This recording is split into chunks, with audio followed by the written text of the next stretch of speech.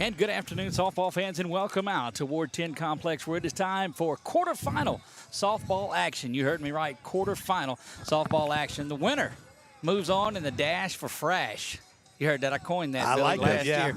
The dash for Frash. Winner of this heads back down to Frash Park and an opportunity to take part in the state championship tournament that they have. And boy, what a crowd has made it out here. Extended pregame to bring you just a little bit of the sights and sounds of all of it out here. Again, my name is Doug Gann with 446 Sports, joined in the booth by my buddy and broadcast partner Billy French. Billy, welcome to the booth, or the back of the truck, or wherever we're at. Look, it's always a pleasure to get to come over here to Tioga, Pineville Ball area, basically Tioga's home park here. Packed house tonight. You got Pineville and Tioga. Very small separation between the two schools, and we'll talk about that a little bit. But, man, everybody in this community is here to watch these two teams. Yeah, absolutely they are. And, of course, on production for us, and he'll have the headset because he's controlling the audio, too, so I can't mute him. But our producer extraordinaire, Chuck Perkins. Chuck. Bonjour and doogie fresh on the mic. See, he's getting them all in. Right I'm trying to, because I know with the two of you up here, I'm not going to give many words in, and probably as busy as this is going to be, I'm not going to need to worry about getting words in. Got a few things going on tonight. We've got some extra graphics. We've got a lot of things. I see our buddy 1T in the house tonight, too. Oh. He's over there, 1T Photography. We'll get, he might not be zoomed in on us any, but let's go get a shot of our man Brett McCormick there. He's trying to be incognito, got the backwards hat and the non-matching jersey, and he's repping the Pelicans, who are in the off-season now, I believe, aren't they? No, they play tonight. That game's tonight, but we'll be in the off-season after tonight, but that's a whole nother story. Yeah, beautiful night out here. We've got the balloons are being released. There's trucks all around the back parking lot. When we got here, gosh, 3:30 or so, all of this was full. This area that's in the back was full. So if you are anywhere, if you're watching this one tonight, you've still got about 30 minutes to get out here and take part in this. They've got people taking money at the front gate, the back gate coming out. There's plenty of room for. Seen a lot of the coaches. Coach Scully is here, head coach of the Menard Eagles. They'll play tomorrow at 2 o'clock for an opportunity to get down to Frash Park. Yeah, so, playing Notre Dame, who a two-time state champion a few years ago, back-to-back. Yeah, so that's going to be a fun game tomorrow at 2. 3 years in a row, they faced them in the playoffs, and so he was a sigh of relief to get them out of here. Chuck, let's go ahead and try something out tonight. I think we've got our starting lineups, don't we? We do indeed. Tonight, Pineville High School, the visitors in this. They come in as the 6th seed, Tioga the 3 seed, and these are our Velar and Green starting lineups. Leading off for the Lady Rebels of Pineville's number 1, Cassidy Seguro. Cassidy Seguro, and she will play shortstop tonight. She is hitting .405 at leadoff, 15 doubles and 5 home runs. Number 2. Batting second and wearing number 2 is Briley Burns. She will play third base for them tonight. She's hitting a robust .426 as a freshman. Yes. .426, and just a spark plug for this team. Batting third will be Madeline Hall. She is the first baseman. She wears number 7 for there. She is a junior first baseman, hitting around .340, but she can hit the ball out of the park as well. 10 doubles, 9 home runs on the year. Number 25 is Savannah Johnson. She is the sophomore designated player. You see there batting at .376. So the top of the lineup stacking up. In the circle tonight, number 23 is Adeline Birch. Adeline Birch, the junior pitcher, wears number 23, hitting .333 with a 3.98 ERA, which is not bad in this softball era at all. Number 99, Margaret Mertens, one of the 2 seniors on this team. She'll play second base. Whoops. That's how Sydney jumped in there. Sydney, a great player too, though, but 99, Margaret Mertens will bat 6, and they're batting 7th, number 5, Annie Stevens. And these you went back and got. There she is. There's Annie Stevens, Annalise Stevens that's on there. She's a senior center fielder, hitting .398, right under 400. Batting her, number 12, is their catcher, Mallory Edwards. Mallory Edwards is a junior catcher for Pineville High School. The number 15, Kate Herron, she is the right fielder. But they are just a freshman in the lineup, and a couple of those in there, and a couple on the way for Pineville High School as well. And then the flex position playing in left field, 00, is Addie Floyd. Addie Floyd will get the start tonight. She is a sophomore left fielder, and My niece-in-law. And your niece-in-law. There you go. How about that? We'll do that, and that's the starting lineup for your Pineville High School Lady Rebels. For the Lady Indians tonight, they are the home team. We said the 3 seed in this, and Chuck, their record, it escapes me, but you guys. 23-6. 23-6. There you go. Leading off will be the Southern Miss student in a year from now. Committing player number 15 is Abby Troquil. She'll play shortstop there, hitting .554 on the season. My goodness. Batting second, number 11, is Bailey Middleton. She will play third base. And we've seen that side of the infield, shortstop and third base, lights out, and it's anchored by the sophomore there, Bailey Middleton. Grambling signee, number 12, Zoe Rowland. You'll see her tonight at second base and just a star. She's got the power to get it out of here. If she puts it in the gap, it's going to be a triple for her. Batting cleanup, we in the circle tonight as well. We've coined her Christina Lambert there, number 25. We'll find our way there. Crowd favorite out here in the future in the circle. Just a star with a lot of potential. Number 2, KK Roberts is there, and she will play left field tonight for the Lady Indians. Batting 6, number 24, Grace Turlington. She is a designated player for the Lady Indians. Batting 7th, number 16, Conley Hanley. She plays center field, and it's good to see her back. I believe she was out last week with a virus. She had some issues there. Batting 8th, number 6, Lauren Taylor. We've seen Taylor all year at first base, and it's just been really, really solid over there. Batting 9th, number 1, and she is behind the dish tonight is Megan Brown. Best batting average I've seen. She's hitting .446 on the year. 446, boys and girls. We're going for 4 walks tonight out of Megan Brown. She is hitting .446 on the season. And not batting, but the flex player down number 13 is Kaylee Kuti that'll be out there. One of the few seniors on this Tioga team. Indeed, it is. Head coach for the Indians is Brad Woodard. Head coach for the Lady Rebels is Allison Fry. And that's the starters tonight. Both of you know the starting lineups. Both of you know this team's pretty well. So, Billy, give us a little insight on the Rebels. You're going to see a very, very scrappy Lady Rebels team here, coached by Allison Fry. In her 6th year here at Pineville, has made it to Sulphur multiple times here, of course, here and then when she was at Menard previous to this, as we're getting ready for the starting lineups as well. And Coach Brad Woodard, who's had so much success since coming over from Grant, coming to Tioga.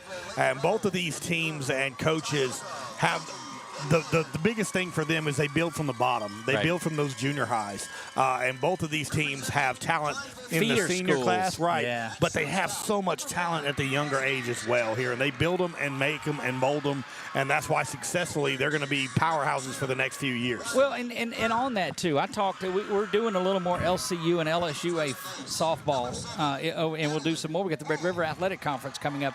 Also, we told these coaches, look, if you're not coming out and recruiting this area until you're full, you're missing out, because between Pineville, between Tioga, Grace has some players in it, Alexandria, Grant. I mean, they're all over the place out here. This is an absolute hotbed. Oh, I'm for sorry. softballs. Before I get run out of here, Menard. I get. Yeah, absolutely. I mean, there's so much softball talent. We were talking before the game, you and I, about how big, we love our football. We eat it up. We love it. But this community is baseball and softball.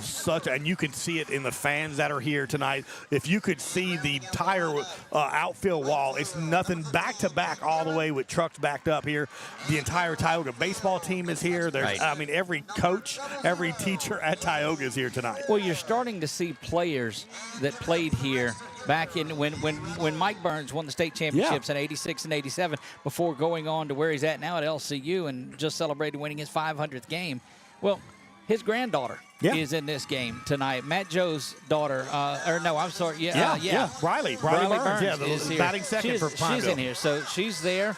And so you've just got a long storied history of kids that grew up and played at Ward 10, and now their kids are back here. This is community at its finest.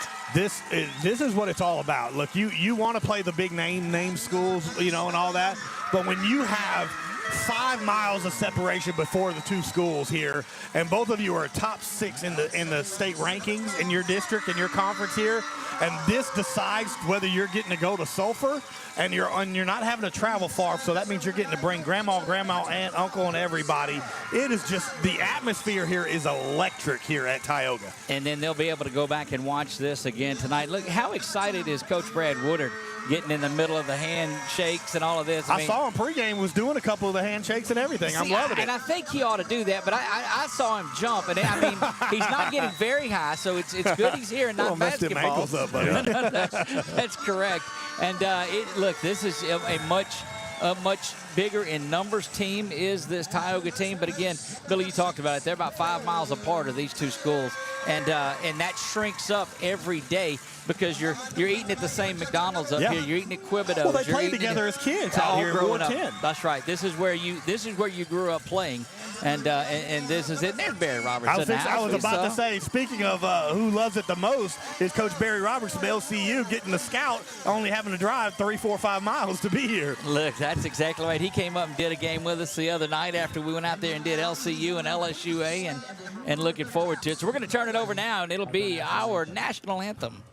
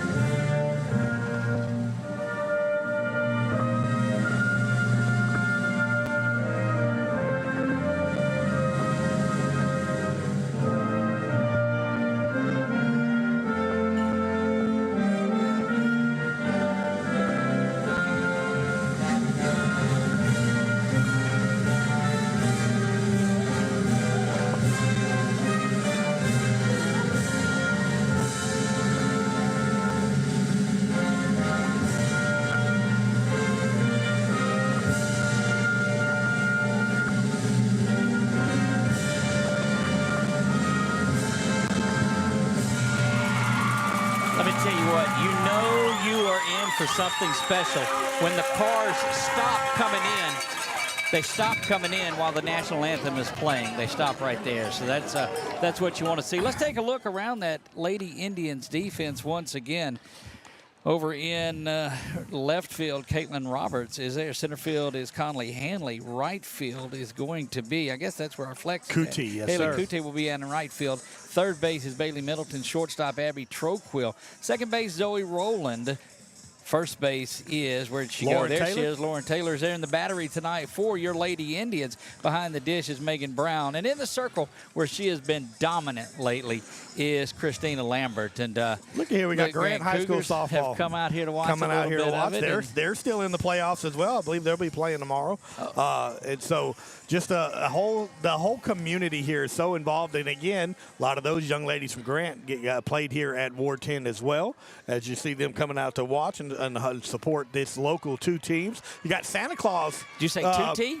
Two teams. Santa Claus looks like it's going to be the first base umpire tonight here, so we're in for a treat there. Who knew? Well, I mean, it is the off season for him. So there you have it. He lost some weight. Leading off is going to be number 1. That is Cassidy Securo, the shortstop. A lot of speed on this top two right here for Pineville Lady Rebels. A lot of speed. Lay down the bunt real quick, like in a hurry. First one is in there, and how about that one gets smoked down the line towards left? And you talk about that speed. Securo was showing it off. She's in there for a leadoff double to start things off. Very, very quick. Cassidy Securo, so much fun to watch that young lady. You had a freshman come up, and Briley Burns, that is a phenomenal shortstop her entire life. Number 2, Briley Burns is there. She comes to Pineville. They're like, oh, no, we got Cassidy Securo already there, buddy. We need you playing third. And, boy, that left side of the infield is going to be good for a long time for Pineville. Well, Securo was first pitch hunting right there and ripped that one down the line and left, and just a rope that got her a double, and that will bring Briley Burns. We talked about her grandpa, 2 state championships down the hill at Tioga back in '86 and '87. A lot of great players that you see their kids around here today. Dad was no slouch at LC as well. Dad was pretty good. He holds a lot of records. It was his stolen base record was broke not long ago. Was able to coach with him now, and is going to be a great superintendent one of these days, Matt Joe. He's just a tremendous young man. That one fouled off. Yep. Yeah, Blue called foul immediately after that, so she'll go back to second. But I was about to say, I just didn't want to interrupt you. I'm going to look at a bunt right here. I imagine they're going to do everything they can to get her moved over to third.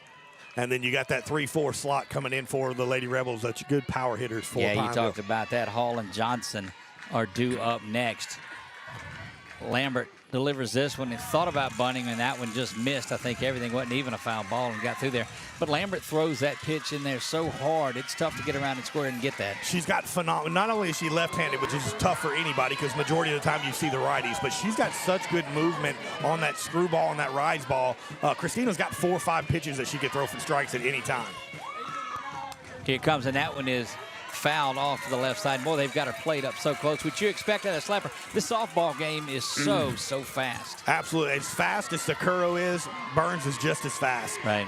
So that 1-2 punch, man, is so tough. If you can get them on base, chances are statistically you will score. She's got a 1-2 count on her. Lambert rocks and delivers this one. That one misses just outside. And boy, every pitch, this is reminiscent of right this. now. I mean, I don't know what's more the humidity that's out here or the tenseness of it. But boy, this is exactly what you wanted out of it. Lambert, the 1-2 all over again. That one is poked over the right side for a base hit. They're going to hold Securo there. But Briley Burns comes up and gets another base hit, and runners are at the corners, but don't expect that to be very long. And that will bring number 7, Madeline Hall, to the plate. Good play by KK Roberts to get that ball in immediately and to keep that run from scoring. 10 doubles and 9 home runs on the season for Hall. And if you need something big, she got this little lefty-on-lefty matchup. And, boy, she stands in there ready to go to work, does Hall.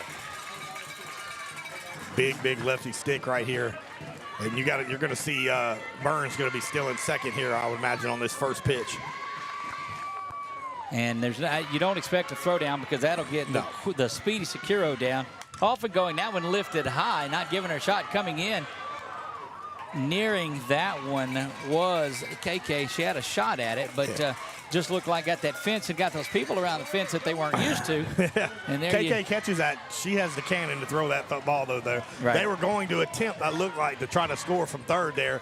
But you don't want to run on KK Roberts. She has got an absolute cannon for an arm. The only thing to get it is she was sprinting towards the fence, would have had to stop, gather herself, and get it in. And the speed of Securo, that certainly is one of those things that you wanted. Or do like the old wrestling, you'd bounce off it and get it. Run up the fence and go. That one is lifted back out to left, and it's going to be foul over there off of that brick fence that adorns the dugout. Everything's away. Have you noticed first 2 batters coming up here, now the third batter, everything has been on that outside corner. And that is Christina Lambert setting things up, Coach Woodard setting things up for later on in the game as well for that screwball. And if you're trying to pull that ball too, you're popping it up. And so all of the hits have been away in here. Drops back and delivers the 0-2. That one misses outside and off. And Steen got a shot, but had the play in where Zoe comes up to catch the throw and keep an eye on Securo. But Briley Burns in there for the stolen base. Good job by Securo right there, and Coach Fry keeping her runner at third. And no outs. There's no sense of risking anything right there. Nothing to risk, especially when you've got a big home run hitter like Hall that stands in there. 1 ball, 2 strike on the count right here for Hall for Pineville. Lambert rocks back, delivers this one, and it is pulled into the glove, and that's got a chance. What a play by Lauren Taylor. Well, we have talked about Lauren Taylor in the pregame of how solid she was at first base, and here she is on display. Saved 2 runs right there. Wow, what a catch by Lauren Taylor. She has been so solid at that first base position all season long for the Lady Indians, and you can't come up in a bigger spot than that right there, saving 2 runs. And now it's going to bring up the 4-hole. Yep, 25. Savannah Johnson will stand in there. You get a good look at the sophomore designated player. She got 5 doubles and 4 homers on the year. So we'll see what Lambert's able to do here. That one right down the pipe. That one was not away by any means. It was right down the middle. So little fun fact for you, Savannah's older sister is Olivia Johnson, who pitched at Menard and went on to play college ball a little bit. Big time pitcher over at Menard. Had a low ERA in her years over at Menard. There you have it. That one misses away, and there you talked about Billy trying to stay on that outer half is Lambert's instruction from Coach Woodard today. Well, 1 pitch has been on the inside corner, and it was rifled at Lauren Taylor. So you want to make sure that you try to make it. You got Abby Troquil on that side and Bailey Middleton. You want to let them glove it up.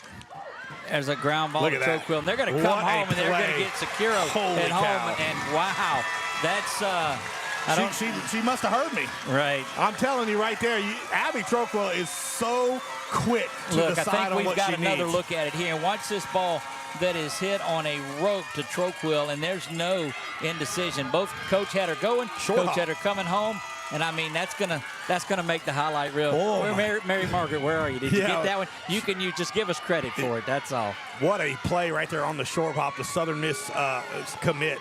Number 23 is Adeline Birch. 23, she is in the circle tonight, and boy, I'm telling you, this Christina Lambert is 1 out away from getting out of a runners at second, third jam. How nice is it to be a pitcher, to trust your defense like you have? The such a solidified defense back here. Look, the play by Lauren Taylor at first, and this is who we talked about in the pregame. We talked about Troquel, we talked about Taylor and the work that she's done. Both of them paying dividends here in the top of the first. Absolutely. I can't wait to see the rest. I mean, this is only the top of the first inning, and we're this excited. I'm going to go home and watch of this one tonight. I'll watch it on the way home. Lambert rocks back to the lefty, fires this one what a inside. Off speed. On the inner half of the strike, and that's only the second one I think that we've seen come inside on us. Absolutely, and she just kind of locked her up right there with that off-speed changeup by Christina Lambert. But you could just tell how she's getting faster as the game's progressive as Christina. Rocks this one back. Well, the difference came a few games ago when she started turning around and waving to us. Yes. Out here. Yeah, me and Chuck were calling. We loved it, dude. The whole night we kept doing it. She said after the game, I asked her about that because Chuck never let me off the hook for it. And I said, so you waving at us? She says, well, I'm telling my outfielders how many outs there are. But, yeah, now I am. I thought she was saying, peace out, guys. We'll see y'all in a minute. That's right. So, look, she's waving at a humongous crowd out here tonight. Have not seen crowds like this since they used to do the state playoff games, the championships in the parks where they were at. And it's on both sides. Look at Pineville's lined up all the way to the batting cages as well, and so is Tioga all the way down the third baseline. Craziness. Full count here.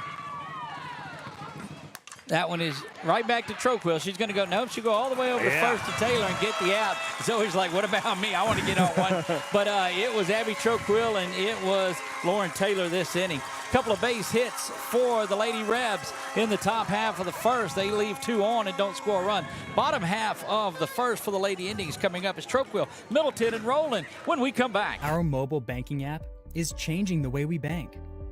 Things are getting easier. Transactions are getting safer, and you have access 24/7.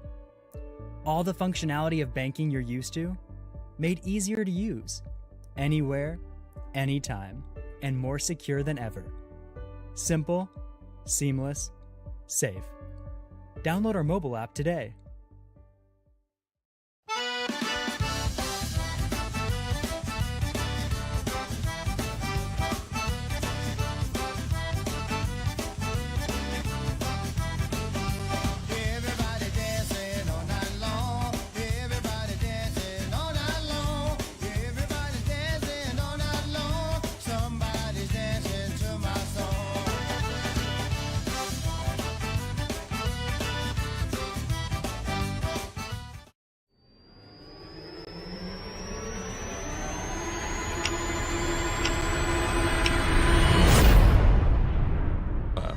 Looking around the defense for the Lady Rebels in left field is Addie Floyd. In center field, Annie Stevens. In right field, Kate Heron. At third base is Briley Burns. Shortstop, Cassidy Securo. Second base is Margaret Mertens. First base, 5, Madeline Hall. In the battery tonight for the Lady Rebels behind the dish is Mallory Edwards. And in the circle, Adeline Birch.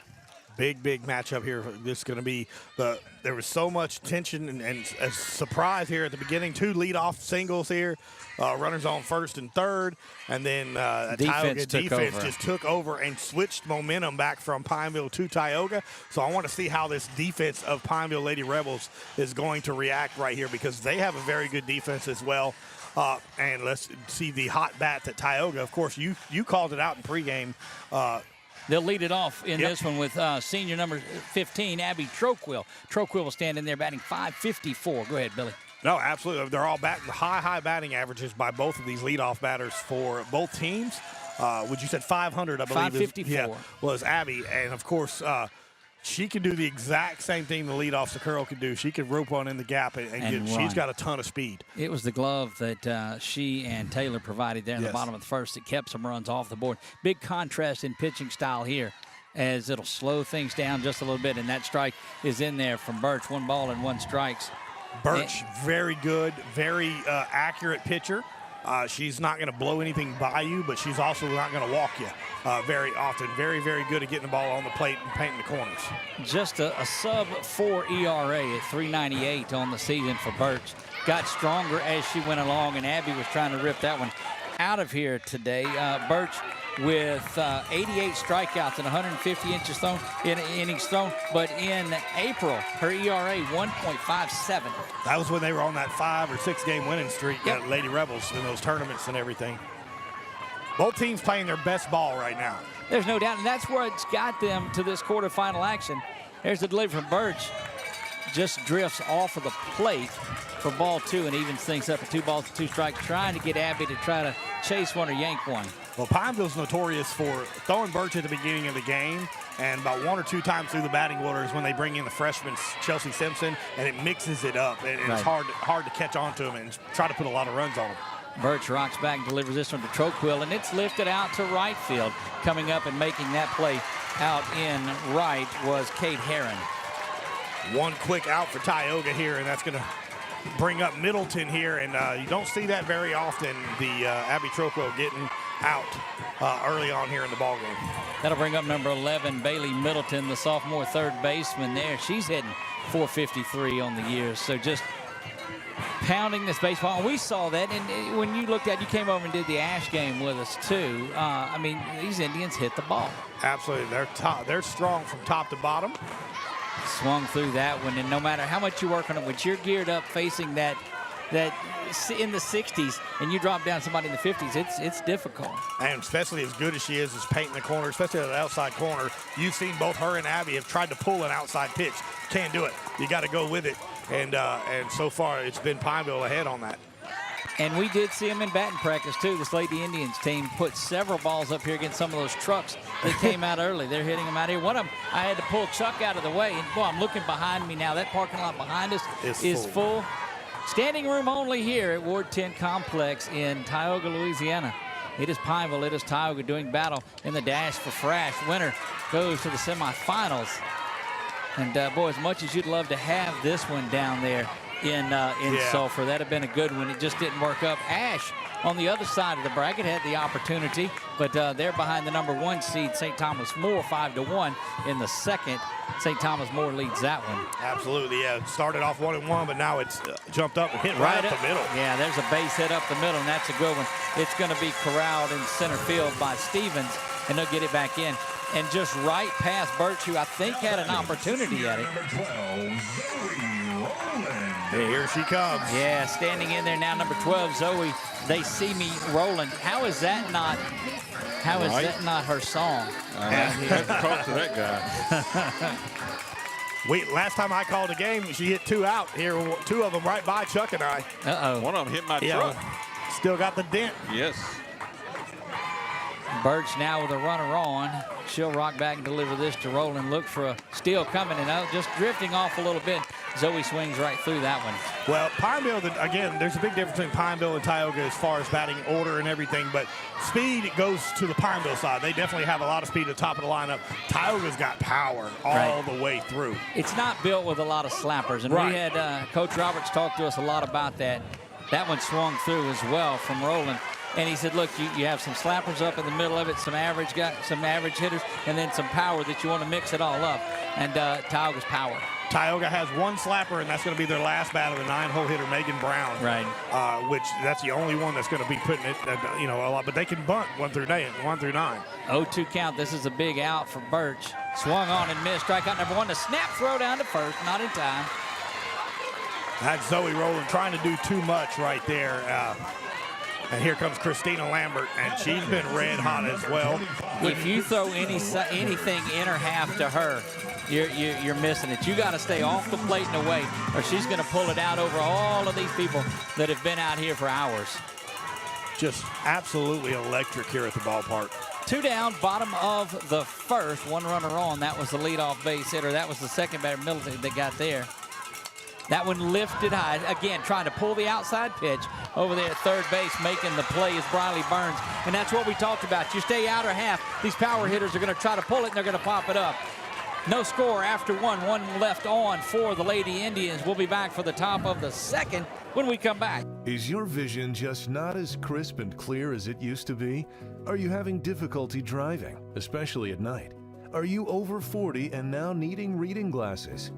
If so, the trusted eye care team at Wallace Eye Associates is here to help with your family's eye care needs, just like we have been for nearly 40 years. Call Wallace Eye Associates today at 318-448-4488 to schedule your next eye evaluation. In Central Louisiana, you might see me at the ballparks or soccer fields, or we might cross paths at the grocery store. I'm your local Farm Bureau insurance agent, your local expert when it comes to protecting what you love and depend on. I'm Jason Hawk. Learn more about how Farm Bureau insurance can save you time and money. So talk to Hawk at 318-791-HAWK and let me help you protect your biggest investments. Real service, real people. Farm Bureau Insurance.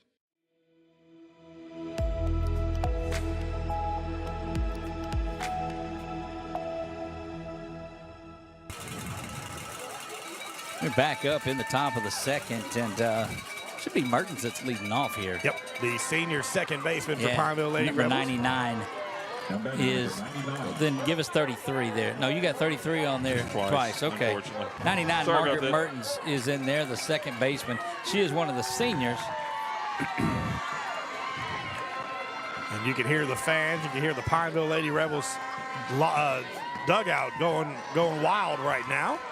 And, man, they're still steadily coming into the ballpark, Doug. It's just a absolute packed house. Of course, Ward 10 plays every day of the week except for Wednesday. They canceled all games today To come out to for make this. sure that, because they knew how many people were going to be at this ball game. You know, Beautiful pitch. We did a lot of interviewing with Coach Fry. Of course, you guys have known Coach Woodard in the Tioga part of 11. But one thing that they're most proud about of Margaret Mertens, she said she's a spiritual leader on the team. Yeah. And that means a lot on there. It goes with that 34 ACT that she got, Absolutely. which makes Dad pretty happy. But, What a pitch. Look, of course, like you said, I've known Brad Woodard for many years. He coached my kids here at Tioga. Well, the last 6 years I've been blessed to know Allison Fry. My stepdaughter played for her at Pineville, and so I got to see how good she is with these young ladies, how much fun they have playing for her. and they like to get her on base because she can steal them, but she's down on strikes. Lambert there. From doing, not just softball related, though. She does so much with the team as far as taking them out to do things as a unit, as a team, that the girls just absolutely. I've never had one player for Pineville say one bad word about Allison Fry. They just love her to death. Well, this will bring Annalise Stevens in there. And again, you try to look for things. She got a successful woodworking business. How about that? Yeah. So there you have it. See how she is with the aluminum here. Lays that one down. Beautiful bunt there. She's going to be on. Got to be a snap throw. Taylor comes up and fields that one, but unable to get there. And Billy, you told us, and we've seen it on display, it's speed versus power in this one. Absolutely, and who's going to be more successful in their true thing. And that's why I love these two coaches. They go to their strengths. Yeah. They're not going to try to. Pineville's, they've got a few power hitters that can do it, but they're not going to try to beat you that way. They're going to beat you with the speed, make your defense make play after play. But Tioga's trying to yank every ball out of the park. Absolutely, Into and the when back they of all get these hot, trucks, they're almost unbeatable. 12, Mallory Edwards stands in. Right off the foot of Megan Brown right there, and that Blue's going to let her walk that out. Mallory Edwards, the catcher, and how difficult is it having to wait your turn? You got to remember, in front of her was Bevan Hartnett and Kirkland Fields. She's here, that by the were way. Catching. I see her parents are over here by Coach Roberts. That's right. She's over at LC. Yeah, she's at LCU. Bevan, one of my former little travel ball players when she was younger as well. Rocks back and delivers this one to Lambert. It's off and running again. Got to be in there safe as the ball gets away, but really believe that Stevens was there no matter there what. was no doubt there. Yeah, she had it by a couple of steps. But again, that's that Pineville mentality of speed. We're going to run. We're going to make you throw. If you throw us out, you're going to have to earn it. No question. 1 ball, 1 strike here with 1 out. Runner on second for Pineville here in the top of the second inning. 15, Kate Herron will stand in.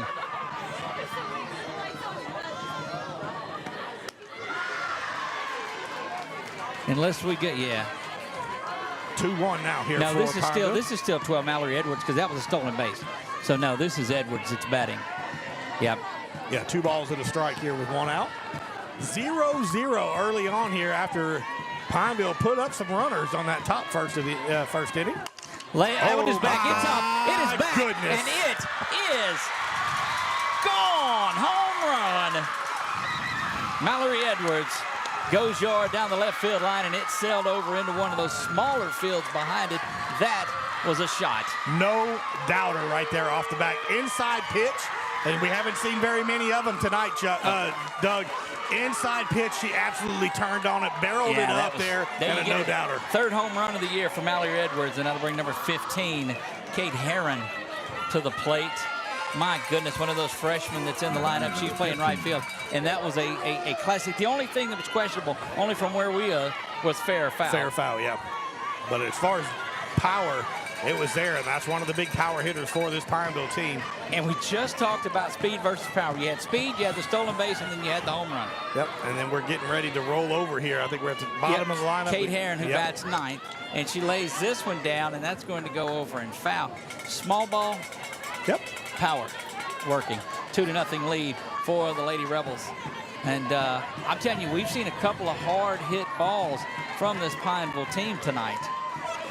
First inning, they saved some runs with the defense from Trokewell and Taylor. Absolutely. Hitting-wise, so far, Pineville's been on top. There's been no question. Pineville's hitting the ball very solid here early on. Herron worked her way into the starting lineup second half. That one's going to bounce foul, and a good job behind the dish of getting that by Megan Brown so that it couldn't trickle back fair. That's the old drag bunt right there, Doug. That's not showing until the absolute last second and then trying to surprise that runner, that third baseman. Well, if you go back to Stevens, she did that prior to that as well. It wasn't a first pitch bunt. She lays it down and gets on and catches. But then now look at third base and first base. They're rocked in front of the bag in this one. And that's where you just try to poke this one now or slap it. You cut off the side-to-side abilities by these teams when you come in so far. You don't give yourself as much room, and that allows those little slappers to try to get something. When you're that fast, your first baseman are almost having to dig in the batter's pockets to make sure you can get her out in time. Well, having somebody speedy like Zoe Rowland at second base too, she can get over there and cover and knows her way around the bases. That one is pushed back foul, getting deep into the pitch count of Christina Lambert already. A lot of pitches in this one. And there was no surprising. Both of these teams, there was no surprises. They knew exactly what each other had. What they were going to do is who's going to be able to manufacture runs when you needed to and make big plays when you needed to. And early on right now, that's shifted towards that Pineville side. Indeed it has. Here's a delivery from Lambert. Swung on and missed and down on strikes. And that's a good way to come back from one of those is get a strikeout, but that gets you back to the top of the order and all that speed with Cassidy Securo, who I believe, Billy, 1 for 1 on the day. 1 for 1, had the started off the game with the double. Stranded at third over there when on the two great defenses. That's right. She was from the defense by Trokewell that went home and got her. This is number 1, Cassidy Securo, the junior shortstop. Yeah, double to lead off the game to left field to KK Roberts. She painted that third base line. Look, she was first pitch hunting the last time. This one she let go down the middle. 2-0 here. Pineville on top of Tioga, top of the second inning. A beautiful night of softball right here, Doug. Oh, good off-speed pitch right there by Lambert. Locked up Sakuro right there, 0-2. Coach Fry said it's the best team leader she's ever had is Sakuro. Leads in runs and RBI for the Lady Rebels. And that's your leadoff batter. How that's amazing. That? Leading in RBI. That tells you something about the bottom of the order. Well, you've seen it. Up You've and away. seen the two-run shot in right. Yeah, she said, look, we're going to get these RBI ourselves. You just hold what you got. Lambert, one thing I've seen in the first inning we saw her here, she's recovering well. Yeah. She lets her defense work. She gets the strikeouts when she needs with the off-speed, mixing up, painting the corners. But if she needs that defense, she trusts her defense. They're so good behind her that she'll put the ball in play occasionally just to make sure that she's not going to walk anybody. 2-ball, 2-strike count, 2 down, 2 runs across for the Rebels in this one. That one misses up and out of the zone, and that's going to fill the count up. Yeah, this is a big, big out for Tioga here. You do not want to get Sakura and Hutt speed on the bases at all. We are 5 outs into the Rebels side of it, and man, the game, it's been action-packed. And you can feel it in the stands here on both sides. This one is going to be poked over the head. Coming up, trying to make the play. And a beautiful, beautiful job out in right field by Kaylee Kuti, the flex player. They've got her in there for defense, and she did just that. But the Lady Rebels pick up 2 runs on 2 hits. They leave 1 on base going to the bottom of the second when we come back. Before Chuck won't let us out of here, he's going to see this instant replay. You'll see that ball that, again, was hit away. Goes out there, and Kuti comes up, makes a basket catch. Says, somebody call Willie Mays. And that's a tough play. That's a hard hit ball. Ball spinning away from you as well from a righty. Hey, Kaylee Kuti makes a heck of a catch. Back right after this. There are some things in life you can fix, and some things are better left to the professionals. When your vehicle has transmission problems, what will you do? Go where you know. Go where you know. Certified Transmission.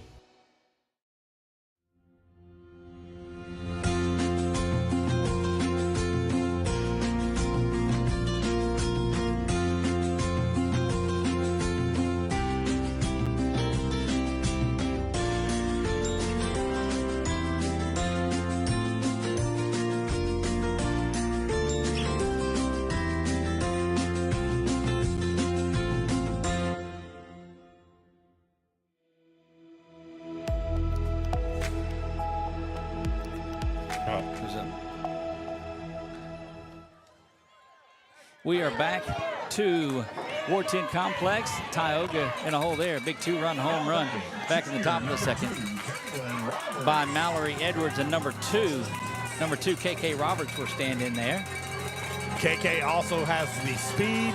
KK is what I call the utility player. Now, she has all the tools. She's that 5 tool. She's that Trout player. Okay. She can hit for power. She can hit for speed. But she can do whatever you need her to do. She just most of the time just gets on base. I thought you meant never going to win a world title. Oh, no. That one lifted out into center field, coming up, making the play on it right there. In center field is Andy Stevens. She's scored a run and made a catch there. I'm loving this Pineville, the whole, right now, the confidence this Pineville Lady Rebels have. You see, you're playing a 3 seed at their place. Yep. Hostile environment, and it's your home.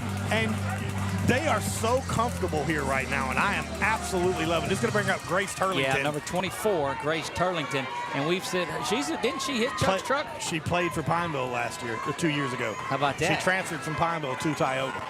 Hit the portal, and over she went. That one is smoked down the line. That's going to be a base hit in front of Floyd, who will pick it up and get that ball back in. And Turlington turns that one around. And back for this one is Conley Hanley. Love watching her play, too. Well, Chuck did a video on her. Well, she had 3 home runs that day. Was that right? 8 RBIs. Hot hitting Hanley, he called her in there. She'll also chat with us a little bit in center field here while the game's not going on. She represents the tying run in this one just in the bottom of the second. There's one down here in the bottom of the second. Runner over at first is Turlington. You see the Wallace Eye Associates scoreboard down in the bottom left-hand corner. Shows you Lady Rebels on top 2-0. And you told us the story on Birch was you get a couple of times through the lineup with her, then you were happy. Right when they start figuring her out is when Coach Fry normally will pull her and put in Chelsea Simpson, and it just confuses everything going with your batting lineup. Well, you change about 10 miles an hour in speed. Yeah, and then you've got the off-speed stuff that Simpson has as well. And it's tough to catch up to because, as any hitter does, a couple times through the lineup, you start figuring things out. You start understanding what her mechanics are, what she's doing, and get the timing down, and then you mix it up. They talk a lot about that second trip through. Yep. 2-0 the count here. Again, second inning. Deuces wild all over the scoreboard here. One down in the bottom of the second. Birch rocks back and delivers this one, and that looks in there pretty and is for strike 1. Good pitch on the inside corner right there by Birch. Well, and Hanley wasn't going to chase anything. With a 2-0 count like that, it wasn't the one she wanted, so you look for it that way. This time she can go after one. Birch will rock back and fire this one from the right side. Swung on and missed. And a lot of swing through opportunities for this Tioga team. Again, the winner moves on in the dash for Frash. They will punch their ticket. And Billy, over there on the sideline, you talked about it and called it. I look in the bullpen, and what do you see over here to our left side? You see Chelsea Simpson warming up over there. Again, it's a great plan. It works very, very well. There's a reason that they've won 20 games this year. Right. It's because the coaching knows what they're doing. More wins than they have players on the team. Absolutely. And that's just a testament to it. But again, you talk about the coaching that is on this field right now. It's just years of experience. That one lifted over the fence and into the stands right there around the first base side. Not a hard hit ball, so it's going to come back in. You know, the old days growing up here, you could have taken that back, got you one of them old plastic cup Cokes out of here, return that foul ball, play your little cup ball with it after it was over with. And they still got kids out there doing it. I love it. I get to see it every day during the 50 week. 50 and can't do it anymore. That one bounces Good at low, bat right there. and it is in there. That's a quality at bat from Conley Hanley. And 6, Lauren Taylor will stand in there ready to go to work. Lauren Taylor already made her mark earlier in the game at first base, stopping the 2 runs from scoring on the line drive. Knowing she'd probably want to see, this is going to be a good spot right here, Doug. I would look to see a bunt right here by Coach Woodard and the Tioga offense. Perhaps trying to add to her 14 RBI, a base hit would do that. Yeah, I think they're going to move runners right here, I would imagine. But again, I've been known to be wrong. Like, add this to it. That one lifted out of there and behind on that one. And now ahead in the count is Birch, 0-1. That's Billy's coaching. I'm not Coach Woodard. I'm not successful as he is. Absolutely. I've made that exact same thing because I told him one time, I said, there's no way you let Lambert bunt. And she turns that bunts and it turned the whole game around. But that's Woodard knowing what his, again, his strength is what? His power. Well, and we saw him in a game pinch hit, I guess the freshman. Fallon Harrison. Yeah, Fallon Harrison comes in and pulls her off pitch mid-count, and she homers. I was like, yeah, that's why you're there, and I'm out here calling such utter nonsense. That one misses up and away. And Megan Brown on deck here. That is their slapper for Tioga, and then they'll roll over to Abby. Yeah, and that's a 1 ball and 2 strikes here. They're getting that caught up. They've got it 2-2 up on the board here, but we'll see. That one misses low too, and now says it's a full count there, and may have to take their word for it. I don't know what our catcher cam will tell us back there if we're back there. He's already showed it, and I didn't get a good look at it. And you're right, Chuck, as always, it's 2-2 as they made that adjustment on the scoreboard. I think they were watching our broadcast and took it away. That's about that 30-second delay. Birch rocks back and fires this one. Swung on and missed him down on strikes. What a huge pitch right there by Birch. Baltimore, #1. And again, you go back and I would have liked this. Of course, I'm not second goes. Coach Woodard knows way better than I do. He knows how she's hitting in practice and how she's swinging the bat. Now you got Megan Brown as a very, very good contact hitter, so you're going to want her to try to move those runners, I would imagine, at least hitting the ball on the right side. Well, you got 2 outs in here, so you got to be careful on it. Again, we talked about it, speed versus power. Not a lot of speed on the bases, so you choke down your slap hitter at 9. Pull it right here to center field or right center. Big right gap, between, big gap out here in right center.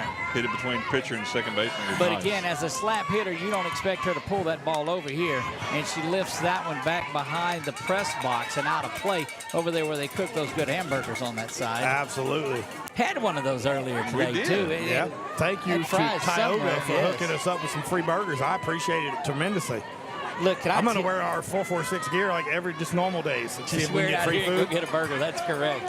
See how that works. I'd like to know. Let me know. I'll That's try your press pass right there. Yeah. 0-2 the count. 2 down here. Bottom of the second. 2-0. Lady Rebs lead this one. Should be 0-1, honestly. then we'll take that 1 ball and 1 strike if that's what Chuck has. Because she stepped out before the first pitch, fouled the first one back, and then that one, I believe. We'll see what he holds up here in a minute if he does. It changes the complete complexion of things on a 1-2 count or a 1-1 count. No doubt about it. Runners at first and second. You see that on the Wallace High Associates scoreboard. Here's Brown facing Birch, and that one is lifted back foul. No matter what, there's 2 strikes on it. Yeah, 1 ball, 2 strikes for sure now here. Yep. As Megan Brown, the 9-hole hitter, needs to come up something big for this Tioga team. Defensively for Pineville. Look on your game changer there and let us know the strikeouts now for Birch, as she has got some of those piling up. Birch rocks back and delivers this one outer half, trying to get a chase and won't do it. 2 balls and 2 strikes. Again, Deuce is wild all over the place. 2 runs in for the Rebels. Second inning, 2 balls, 2 strikes, 2 down. Indians like trying to match things. Birch takes a lot of time in that circle, pitches at her pace, and that one is brought over here today. And look at Chuck, so we get that. They hold Turlington at third base, as she would have been gotten there. That was a good job in right field by Kate Herron to come up and grab that one. But they are loaded and back to the top of the order for 15, Abby Troquil. And this could turn things around in a hurry. Right now, Birch with 3 strikeouts here early on, and they're going to have a pinch runner. That's going to be for Megan Brown. Let's see if we can get a jersey on that. She's in number 5, I believe, Ava Malcolm. Yeah, that's Ava Malcolm. Yeah. Which you noted her before the game. She was tracking so well. She is going to be the future of this outfield. She goes and gets a baseball or a softball as good as anybody I've seen in a long time. Now, we've seen this first at bat for Abby Troquil was outside, and finally she just kind of got frustrated and tried to turn on an outside pitch and popped it up. But if she lets one come on the inside, if they make a mistake. That one was low is where that one was, and nowhere to put her. But you got to be careful. This is a tough spot for Birch, as you've got somebody that is batting over 550, and she got out last time. She's due this time. Yeah, she got out last time. Right, so she's due. That one lifted high, camping out under it in right field, though, and making that play, and that will retire the side. So Kate Herron has done that in back-to-back innings, retired the final out. We go to the top of the 3rd. Bases left loaded for the Lady Indians. We'll be back top of the 3rd. It's 2-0. You're watching high school playoff softball on 446 Sports. Time for our red, white, and cool summer event at Southern Air Heating, Cooling, and Plumbing. Right now, you can save on a new energy saving system. No money down, 0% interest, and no payments till June 2024. Call Southern Air Heating, Cooling, and Plumbing or visit us online.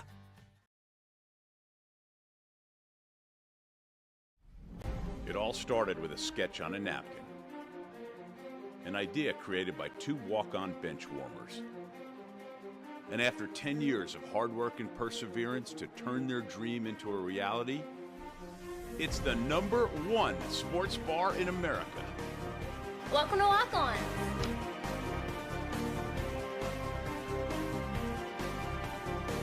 Walk-ons, because everyone needs a little playing time. At Certified Transmission, you can count on our certified mechanics with over 35 years experience to get your vehicle fixed right and get you back on the road. Got transmission problems? Go where you know. Certified Transmission.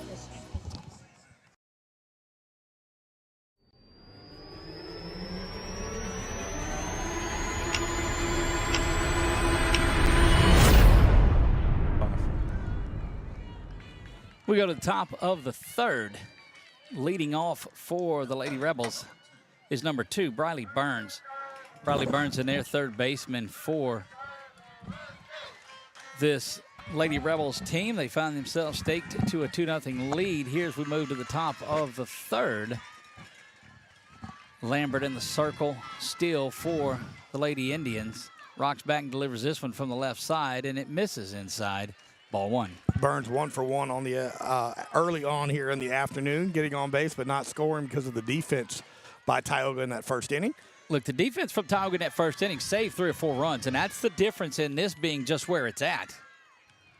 Rocks back and fires this one. Kind of a little poke check over there, but playing in at third and playing that just about as Bailey perfect Middleton. as you can is Bailey Middleton. Just absolute. I mean, scouting. It's, again, these teams haven't faced each other this year, but they've played in probably 5 of the same tournaments. Right. So you've seen each other play. You're not going to not see each other play here.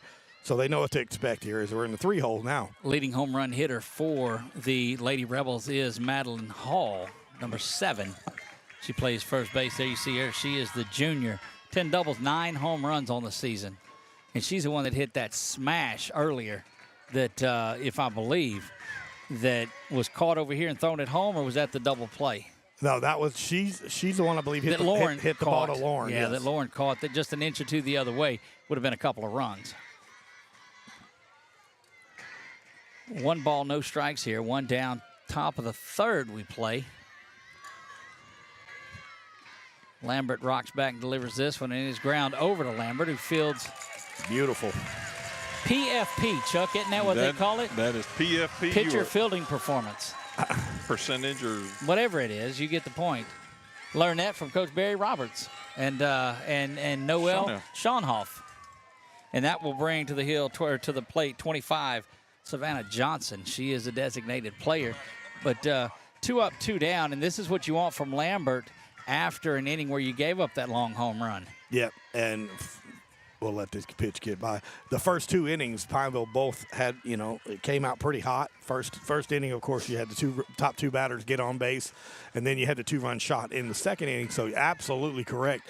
Tioga defense needs a good 1-2-3 inning. If you can come back with a clean inning, that's where you want, especially towards the top of the lineup or the middle of it, is that what bounces past the 4-hole hitting Johnson. And you're going to have Tioga coming in behind with the, already seeing Birch once. Right. Starting to get the hole to it here. But I've just been so impressed in this lineup for Pineville with the accuracy they have, the speed, and the mixing in the power. That was some power to you. That was smoke to the wall off the base of the fence, and that one is in there for a long single. She hit that one too hard. She hit too hard, too. Looked like she was aiming for that state trophy that's out there, that state runner-up trophy that you see. The hardest hit single you'll see probably tonight. Without a doubt. And that will bring the pitcher 23, Adeline Birch, back up to the plate trying to help her own cause here. And, boy, she has done such great work in that circle. She'd like to add something here. Lambert still needs to come in and slam the door on the top of the 3rd. Rocks back and fires this one. That one's lifted high and down the line. On top of the batting cage it goes, rolls around, and hits one of those cars that says, surely I'll park under this tree and around the bike, and there's no way I can get hit. You can just see the preparation by Coach Fry and the Pineville Lady Rebels staff. They were prepared for Christina Lambert. You could see their timing is dead on the money right now. They're hitting the ball solid, and she's trying to mix it up the best she can. That was a nice pitch on the outside corner. Johnson thought about taking off. If that ball had a good read on it, but that was just money behind the plate for in Megan Brown for these Lady Indians. 8-1, St. Thomas More on top of the Lady Trojans here in the top of the 5th inning, down there in Lafayette. In this same in this select. St. Thomas More is just good at everything. That's the other half of that bracket. St. Thomas More, the 1 seed, I believe, in Division I Select now. Yeah, winner of this game will be facing the winner of John Curtis. And let's see, I'm trying to remember who they're playing. Tioga beat John Curtis in the playoffs last year to go down to Frash. That one misses low, and that may have been a bad decision, but look, going to get in there as the throw was off the line. And a good read on that by Johnson gets her down to second base and into scoring position with 2 strikes and 2 down here, top of the 3rd. Yeah, John Curtis is playing St. Joseph's Academy. That's who Tioga beat 10-0 up here the other day. Yeah, so. Yeah, that was they came here. I mean, there's a St. Joe's out of Plocherville, the ones in Plocherville right there. For those of y'all listening at home. I can promise you that. I can promise you that. That one ground to Zoe. She's going to field it there and over to first, and in time that'll retire the side. Lady Rebels strand a runner at second base. We'll move to the bottom of the 3rd. It is 2-0. Hang on, we're going to look at that. Keep it here. Oh, we're going to keep it here. All right, Chuck. When the producer tells you to hang on to it, you just hang on again. So we talked about St. Joe's of they're the Red Stickers out of Baton Rouge is where they're from. Correct. They came up and played here. So that was the day. So if you remember, the head coach of St. Joe's and Coach Woodard's wife that coaches with him, members of the N team at Northwestern in the Hall of Fame there, played together, grew up together, and now we're able to coach here together in that game. And Lambert shuts them out 10-0, and what a fabulous game that was. And a lot of people got confused because Tioga played the other St. Joe's out of Plocheville earlier in the season as well. And so, of course, that was a no contest, as it is. Right. But, yeah, it's, again, Tioga and Pineville here, the winner of this game has a good shot of making, not, of course, they're going to go to the Sulphur, but they have a great shot of getting into that championship game against a potential St. Thomas More. And look, what a ball game. And that's what you want to see. And that's the quirkiness of the select and the non-select and the divisions and all that, because you've got a 5A Pineville and Ash playing a 4A Tioga as it relates to all of that, because they all move into that Division I. Absolutely, and it's it kind of brings back some memories from the olden times where Tioga, Pineville, Ash were all in the same district. But it evens out in baseball and softball. It's a little different in football. Tioga gets the raw deal of it in football, but baseball, basketball, softball, all that, it all evens out. Absolutely. Because you can hear the mic behind home plate now. There should be an 11, Bailey Middleton. Bailey Middleton's leading off here, second number 2 hitter for Tioga. Boy, she's batting .453, 37 RBI on the season, and takes that one. Well, we cranked up that volume behind the dish, didn't we? Yeah. There we go. It was off earlier. We uncranked it. You can hear some of the pomp and circumstance and dog barking and pageantry here. Bottom of the third we go. Birch has been pretty solid. This is her second time through the lineup and lowering that 157 ERA in the month of April. Yeah, Bailey Middleton 1 for 1 here in the afternoon here. She got on base in that first inning, but got left stranded there for the Lady Indians. Bailey's been one of my favorite players on this Tioga team with the work she's done at third base. Absolutely. Got a cousin that starts I believe at Grant, but there's a lot of Middletons around. Well, there are a lot of Grant players in the house tonight, too. We saw the Grant softball team make their way out here, but it just shows you about community. This is all that this is. Well, Sydney Alford plays on Pineville. Megan Brown, of course, plays the catcher for Tioga. Those are cousins playing against each other tonight here. So there's a lot of family connections rolling around. Oh, Bo Cephas would have been happy about this one. Absolutely. Absolutely. You got Madeline Hall, first baseman for Pineville. And her uncle coaches at Tioga for baseball. Does. Yep, and he's out here in the outfield. We saw James earlier. Yep. Birch rocks back and fires this one, or readies herself and gets ready to. I was precursing the tape delay. That one smoked her right to Floyd. She's got it and pulls it in, and that's one of the hardest ones to get to. But Addie says, I'll get there. A line shot right at you, that's tough.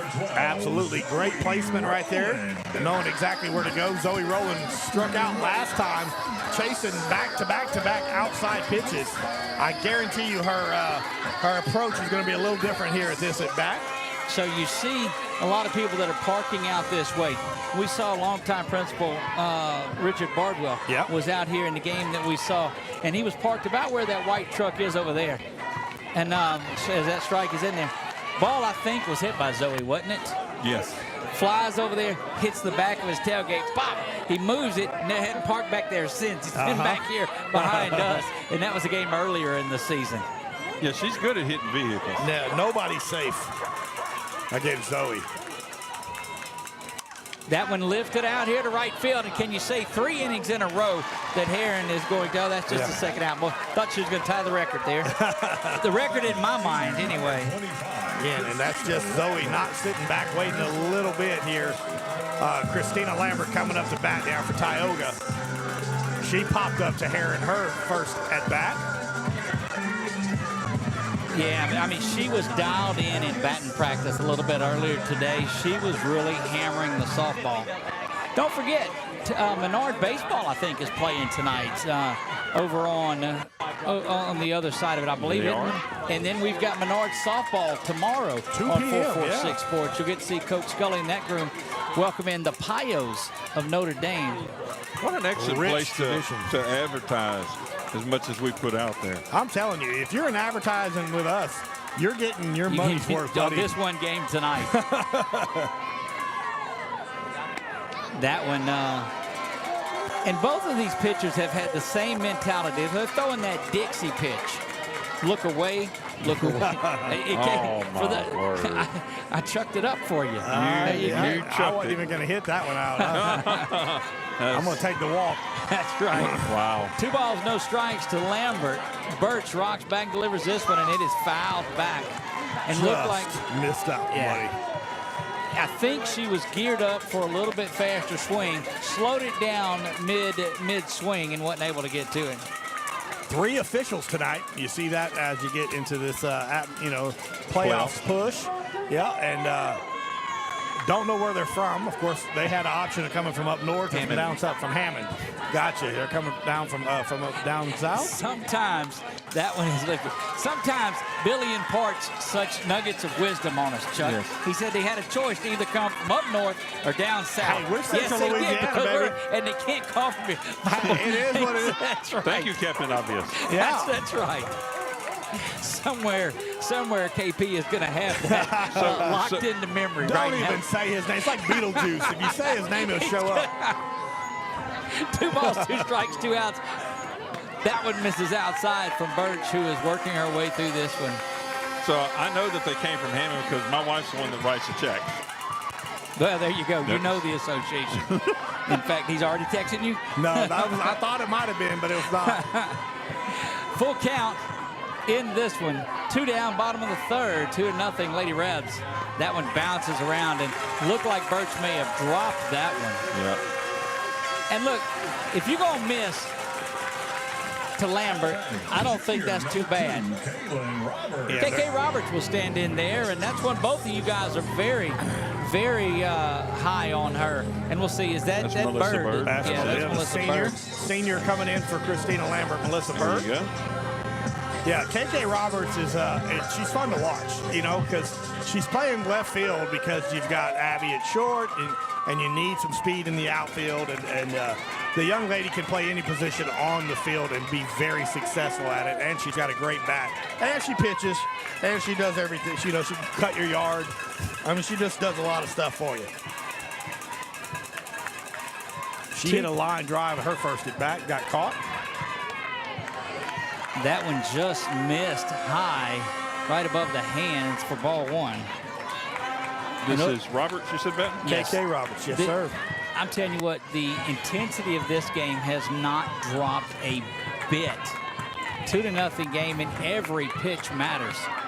Birch rocks back and delivers this one, misses up high, and that's a few out of the zone. That's right. And on cue, KP is texting me. Yep. Told you it's like Beetlejuice. You say it multiple times, he's good. He'll have a shirt. They can either come from the north or come from the south before it's over with. Beautiful shot there from behind the dish. Catch that sunrise going down over that left field wall. The sunrise. How long have we been here? Sunset, rather. I'm sorry. That's a good-looking pitch, but it misses outer half. And going to take an opportunity to go out there and talk to her pitcher is Mallory Edwards. There's a look at the sun starting to set. Kind of darkens that camera because of that iris is making up for that forward light coming straight into it. So it's darkened out a little bit. But once that sun goes down and these LED lights it'll out here back up. It'll be pretty. Going to talk to the pitcher, kind of calm her down a little bit. 3 balls, no strikes here with 2 outs. Good to see our boy KP listening in. Hey, I tell you what, we give him a lot of grief, but he is a proud supporter of 446 Sports. I promise you that. You're exactly right. KP, I feel your pain. My name is Chuck, and like Charlie Brown, good grief. Y'all need a support group is what y'all need for us. 3 balls and 1 strike, 2 down here. Big moment for KK Roberts here trying to keep this thing going.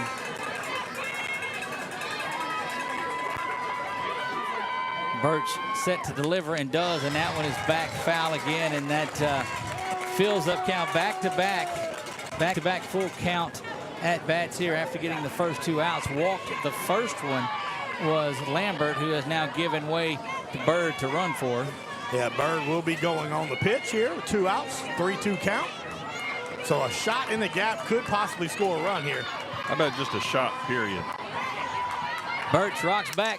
That one's lifted high, tracking it out in center field, and it's going to be caught there by Annie Stevens, who is having herself a game as well. We've played 3, and it's Pineville 2, Tioga 0. We'll be back top of the 4th. You're watching high school softball playoffs on 446 Sports. Wherever you are, you're there for a reason. You shouldn't have to make a trip to the branch to deposit a check. Skip the trip and use our mobile app to easily and securely deposit checks right from your phone. Day or night, wherever you are, or whatever you're doing. Download our mobile app today. BK Distributors is proud to support high school athletics on 446 Sports. BK is the one-stop shop for trophies, banners, awards, letter jackets, and just about anything award-related. And now, welcome BK Apparel and BK Promotions to the family for all your spirit apparel needs and anything you need to brand your business. When you think of anything you need with your name on it, think BK. Check them out on Facebook or at bkdistrib.com. BK Distributors, apparel and promotions in Pineville.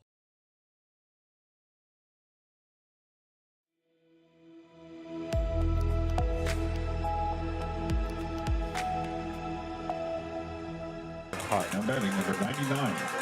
Back to the top of the 4th, and you get a look at Cootie there. Kaylee Cootie, the flex.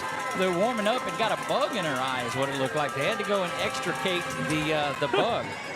Number 99, Margaret Mertens will join in there. Yeah, that's the one that we have. And look, I'm gonna get called from her dad Mark, and I'm gonna be in a bind. Now her sister played a couple of years ago, didn't Meredith, she? yes, Yeah, Meredith. she was out here and just a tremendous ball player. I think she graduated either last year or the year before. 2022. Yeah. Started in center field all 4 years here. Lambert rocks back, and that one is down the line over there where Coach Fry is at. Coach Gainey with the got in front of Fry. That's the Tioga dugout. Yeah. Oh, I see her there, on look, third. He does it all the time. He tries to correct What people. is he? I've been calling him for 30 years. That's my partner, though. I'm taking his side. That's my guy. Yes, you're right. He's my You're guy. right. Even though he's wrong, he's right. That's my guy. One strike, back to live action we go. That one is brought up and framed pretty well. That's good job work back there by Megan Brown to pull that one up into the strike zone. 1 ball, 2 strikes here to Mertens. We'll get an off-speed pitch strikeout here. I'm going to try to get a good play on there we go. Instant replay on it. And you called it, Chuck. It was off speed. And we'll see. No, I didn't. And we won't I was see. looking for a strikeout. Okay.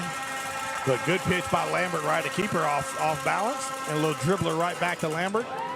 Stevens, now we've seen her in center field make 3 plays today on here. Number 5. Yes, number 5. Yeah, I'm sorry. Yes, number 5 is Annie Stevens. And at center field and batting from the left side, Coach Fry told me she's the fastest kid on her team is Annie Stevens. And so she's faster than Sakuro. That's saying something, buddy. It didn't take a lot for her to score on that Mallory home run a little earlier. Mallory Edwards quick, hammered. Yeah, she was. Like that slapper move she's got going on. She does. 2-0 in the 4th. We are rolling right along in this one. It has been the duel we expected it to be between Lambert and Birch. Rocks back, fires this one, and it is also chopped right back to Lambert, and they're going to have to quit hitting them. Good job. There. But you've seen that. That goes to scouting. Lambert knew how fast she was. Oh, absolutely. And she was running there full speed and throwing it as quick as she possibly could. And here comes Mallory Edwards. She is the catcher here, and she hit one just about as far. Number 12, Mallory Edwards, will stand in there. She is the junior catcher. 4 doubles, 3 home runs now, and batting .320 on the season as that batting average went up just a little bit following that bomb. A couple of RBIs. 2-run homer, in that Look second where inning. Lambert's throwing her, too, now away. It was a no-doubter. Again, like you said on the call, it was just a matter of if we were going to stay in fair or foul territory. But, yeah, as soon as she hit it left field, KK Roberts didn't even move. No. Just turned around and watched it. In the words of our great buddy, Nick Magnano, see ya. See ya. Nick's going to go back and watch it. He's going to be like, I'm sure he's watching right now. No, he's at. I thought he had Menard tonight. He is. He just texted, something. I don't know what about. No, because Brett here, who does Ash football with us, is in here because that right back to Lambert. She's going to get the trifecta. We'll keep it here in this one, and I'll take you through that progression of why the texts are going off. Not that it's going to matter to anybody that's listening out there, but it'll be a good story for you two guys on there. So when I told you that my niece was here, and we talked to her and visited with her a little bit earlier, Addie Floyd, well, it's on my brother-in-law's side. Brett, of course, who does production for us, is brother-in-law, brother of my wife, and it's his wife's daughter. Yeah. No, it's not his wife's daughter. It's his wife's sister's daughter. Okay. So that clears that up. Well, technically, if you're going to use that philosophy, Doug, every kid out here is going to be related. My cousin's sister's dog's roommate. We live across the street from each other, so it's okay. And as Ray Stevens says, I'm my own grandpa. I've heard that song. If we are in Alabama, it would be a family tree that just did not fork. Look, I'm claiming what I can claim out here. She made a great catch over there earlier today. We did talk to her earlier. I'm claiming what I can claim. I will vouch for Doug. She knew who Doug was. So I will say that. There you have it. Oh, boy, the grief I get out of this, too. Don't forget, Red River Athletic Conference softball tournament makes its way to Central Louisiana. It is being brought to you by Louisiana Christian University and LSU Alexandria. And we will bring you every pitch of every game as long as the batteries stay good and the internet works and all those other things. But no, we see Coach Roberts out here. And there's Coach Davey P., head coach and athletic director, has made his way around here. So all of the Menard folks are starting to make their way out here. Who's at the baseball game? That's what I want to know. Yeah, where is what was the score in that one? Do we have an update from Menard Baseball? Did you get that earlier? Yeah. I can sure get it. I know you know how I do it because I'm subscribed to 446 Sports. That's what I'm talking about. How much did that cost you? It didn't cost a penny. That's right. Not a thing. And I get updates of every time they go on the air. Yes, so it didn't cost you any money, but what does it cost you sometimes? A little piece of his soul. So some of your mind, too. Listen to this. This will bring up number 24, Grace Turlington. Turlington has a base hit on the evening. She's batting .451. Is that what I saw? .451? I believe, yes. Power hitter had a single in that second inning. That one bounces up there from Birch. And we've seen her, Billy, the last two or three batters has left that short on there. And we saw Simpson getting loose a little earlier. Is that right? Yes. And she's quickly making her way back down the hill to the batting to the bullpen. 3-0. Menard is trailing right now in the second inning, I believe. That's is what game it was. 2 is what it was, I believe. They played 2 games tonight, I believe, because in baseball playoffs, they'll play 2 on Friday night, I believe, is the way that setup was. Yeah. It is 2 out. They try to play 2, but sometimes they don't. They have to go 3 days.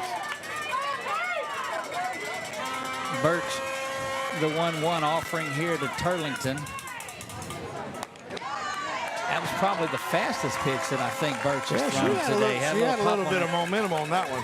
Oh, Chuck turned up the mic back there, and that could have been. It has gotten, you hear the pageantry that is behind home plate here at Ward 10. St. Thomas More run ruling Menard in that one, 11-1. 11-1. 11-1 in that one.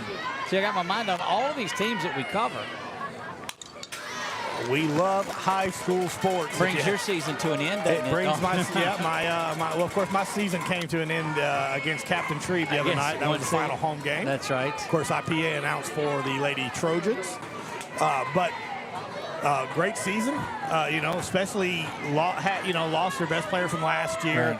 Right. Their best pitcher was ineligible this year. So they're going to be super strong next year. The Lady Trojans coming back. Birch looking for strikeout number 4, and again bounces that. And she's losing it right out of the circle is where she is. About midway between the circle and home plate. Yeah. It is very that humidity going right now. It's very sticky right now. You could see the sweat just sitting here could affect the pitcher. On my armpit sweat. I'm not. Rocks back and delivers this one, and it is driven over the first base dugout. It bounces around and trickles down the hill that makes the way to the hospitality area here in those tournaments. Yeah. Coach Woodard telling Grace Turlington to go with the pitch. Go with the pitch. And there's so many times pitcher's throwing it on the outside corner. The batter steps back. Shortens that back, and you put it at the very end of the bat. And that's why you got these little pop-ups to the infield. And when it's coming in there like that, you just want to pull it out of the ballpark, and that's ball 4. And here, again, still trying to complete the second trip to the lineup. It's going to bring 16, Conley Hanley, to the plate. Again, Tioga side getting up, pumped up here, but so is that Pineville Lady Rebels, and they've been excited all night. So Conley has the best walk-up song of anybody. Chuck, and you have the story to it, don't you? Yeah, her nickname around is John Brown. And I don't know where that name comes from, but that is her nickname, John Brown, and so she is Big Bad John. Walk-up song is Big Bad John. Yeah. I mean, that just, you better be able to hit the ball. Yeah, I think if you were playing, Doug, I think your walk-up song would be Buttermilk Biscuits. We've got a courtesy runner that's out on there for Turlington. We'll have to pick up that. If you two guys don't mind getting back to the action on the field, then we'll do that. Yeah, I think we'll be okay. Chuck, who do you got there? That is 3. 3. That is Kyra Barbay. Kyra Barbay is there, number 7. 7? I thought it was 7. 3. Okay. Yep. There you go. You see your who picture just there? punched a bug. I don't know who she hit, but she hit somebody there. Conley Hanley stands in, ready to go to work in this one. 2-0. They trail. Indians looking to put something together here. Birch gutting through this 4th inning. Rocks back and delivers this one. Ooh, what a pitch. What a pitch. And that's something that Coach Woodard has. It's one of the nice things about having a deep team like that. You can pull and get some speed on any time. Yeah, and he can reinsert Grace back into the lineup. Correct, once. and will, yes. Swinging through that bunt. Now there's a shot. They got her hung up. Quick throw down to first. Not in time. Just gets back. Just double clutch a little bit. You got to fire that down there. And Barbay was nearly. See if we can see that one on a little. Chuck will see. He's pulling it up here. That was a little button run. You see some live action up on the top of your screen. And there's that double clutch right there is what got her back to the bases. I do believe that if Edwards would have let go of that one on time, it would have been an out there. That one smoked but foul. Yeah, I think Coach Woodard called, it's not a hit and run, it was a bunt and run. Right. And just didn't lay the bunt down there. 0-2 the count here to Hanley. Hanley again out of last week's game, had some illnesses there, but good to see her back in the game. Or was that Kuti? Nope, it was Hanley. It was Hanley, that's yeah. right. Look, I doubt my own research sometime. That one missed up and away, 1 ball, 2 strikes. Big matchup here tonight at Ward 10. When's the last time you've seen this type of gathering out here? It's been a while. I mean, Tioga had a great run last year in the playoffs. Pineville had it 3 years ago where we got to go call some of that in Sulphur. Birch rocks back and delivers this one. Misses up and away. I believe that year was the year Tioga lost in the Airline semis. was up there. Airline beat Pineville. The good West Monroe teams were there. And then Airline lost to Barb in the state championship game. Papillon and Chafin, who's pitching for LSU now, was on that Airline team. Swung on and missed. Strikeout number 4 of the night for Birch. And that will bring 6 Lauren Taylor. She had the strikeout last time as well. But again, the defense in that first inning saved probably 2 more runs at least. Changes the entire game here. You're having to pressure. 2 runs is not that bad. 4 runs, that's a lot of pressure on your offense. Offense has been held in check tonight by Birch. And every out that Coach Fry gets from her is a bonus out right now. Absolutely. She has been throwing as well in April as she has, Coach Fry said, and delighted to have her out there. That one misses. 1 ball, 1 strike, 1 down, bottom of the 4th. Again, if you're not here, you're missing out. The atmosphere here at the ballpark is exactly. I mean, you could feel it, the excitement here. This game means so much for the community. This is a Phil Collins type of night right here. Yeah. Grounded over to second base and past the diving second baseman there, but that's going to hold Barbie up at second base. And I believe she probably would have been held anyway, but a good job at second base diving for that one, trying to get a hold on it by Margaret Mertens. Yep, a good job of keep that. That Even right if she there gets kept the runner from going to third base. That's why you dive and stop that one. That's because it. there was no, and look, they're bringing the infield in on the corners, and I don't know why. They're trying to watch Megan Brown's up, so they know the slap's coming. What that tells you, if it's fielded over here at third by Burns, shortstop's going to have to get over there and just race.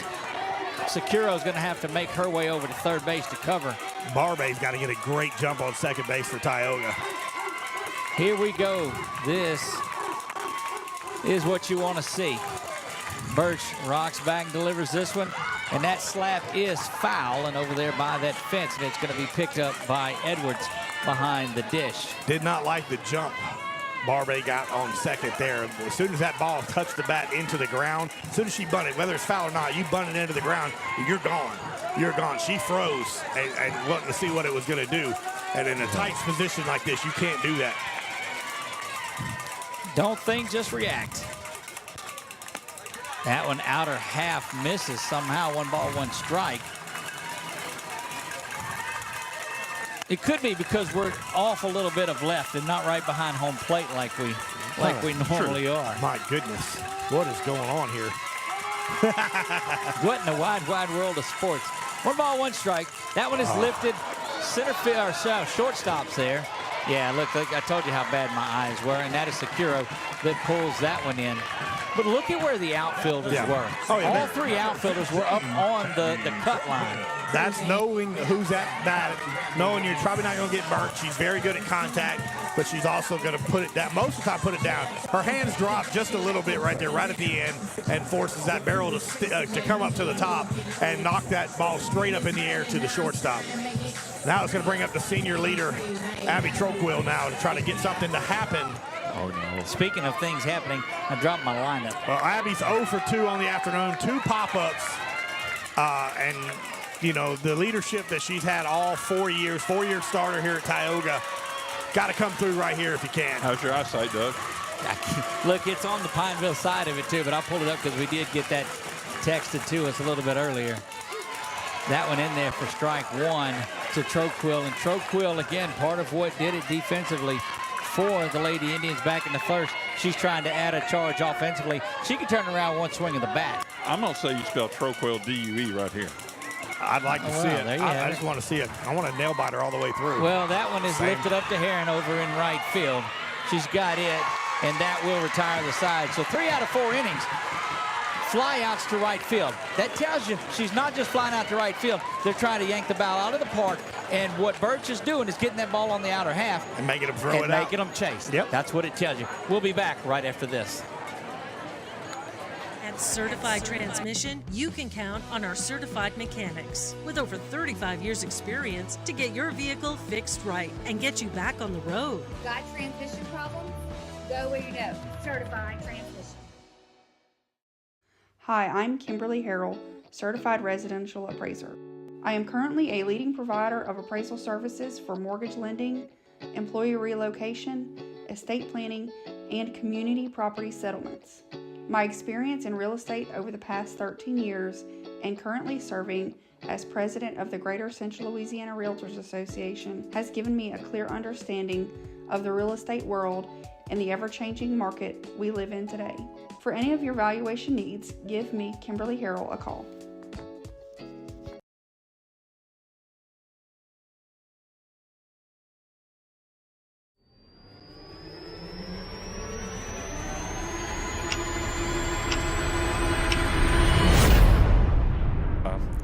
Grant High Lady Cougars are in the house. They've got quarterfinal action tomorrow at 11 a.m. Working to see who they're playing tomorrow, but it's good to see Albany. Playing Albany tomorrow at 11 a.m. Appreciate them for coming on board here, coming to watch 2 local teams here as well. My buddy Keith McGehee over there. He's got ties to Tioga, of course. Indeed, that's right. And somehow my tie to the lineup is on the ground. That one laid down again, a beautiful bunt, but played absolutely perfectly My goodness, what an absolute dime of a throw by Megan Brown right there to get the out. Beautiful bunt and a no-doubter for Tioga. Instant replay brought to you by BU Designs. And you see that bunt. That was Heron with the bunt. It's going to bring up the top of the lineup Number one, yeah. Sakuro. Sakuro gets in there. And Sakuro's had herself a game. Yes. Was thrown out at home on a bang-bang play there. One down here, top of the 5th we go. And look, both of these coaches have got to be proud. You notice the noise level has dropped a lot. Folks, that lets you know it's serious time. It's serious. Look, there was so much intensity at the beginning, the excitement, the adrenaline. It's bound to come down a little bit. But, you know, it's still 6th, 7th inning, buddy. Skuro watches that one from Lambert go in there for the strike. And it's 1 ball, 1 strike. Again, we appreciate all of our sponsors that bring this to you. You see Valex down in the bottom right-hand corner, our year-long sponsor, and Wallace Eye Associates on our scoreboard down at the bottom. That was smoked right up the middle, and that's a base knock up into center field. Skuro's second base hit of the day. That brings up Burns, the third baseman. And if you have a team that we don't happen Bradley to Burns coming in. cover, contact us about covering that team. We try to cover as often and as many teams as we can here. We got to have some help, of course, but you know, it's hard to get out of Central Louisiana, Colin. There's so much good softball here. Well, I was speaking of Central Louisiana teams. Yes.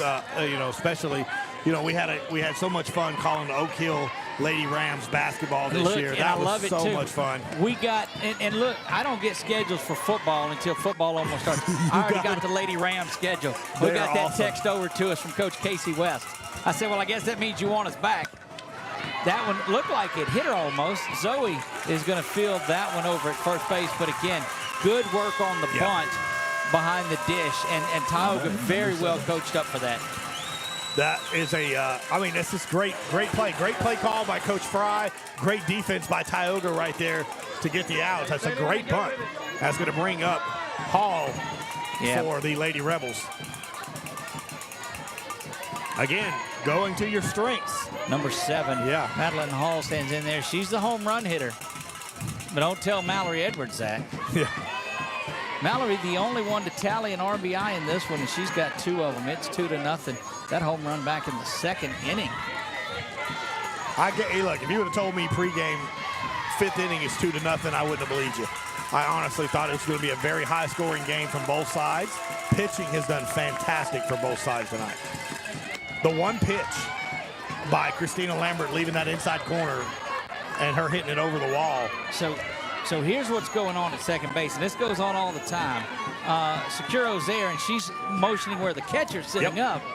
That's one of those you hop back in on. Yeah, you wait till the absolute last second to get over, so you're not getting you know.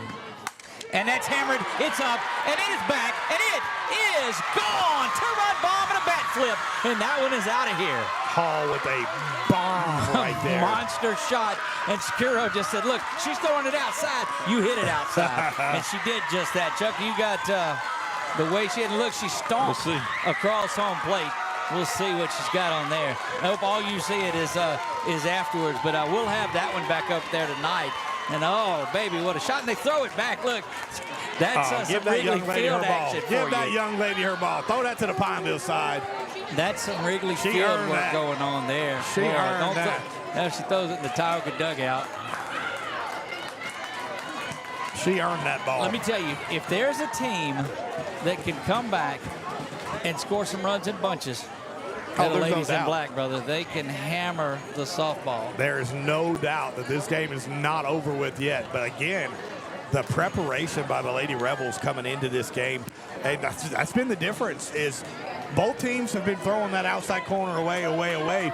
Pineville's been way more, just waiting and patient and making it hurt when they had and waiting on the little mistake. As far as Tioga swinging, trying to make something happen and trying to force. 3 fly ball outs over here have done it by trying to pull the ball. And then with 2 outs, again, that fly ball or infield fly ball. And that it's absolute Savannah 25. Savannah Johnson will stand in there.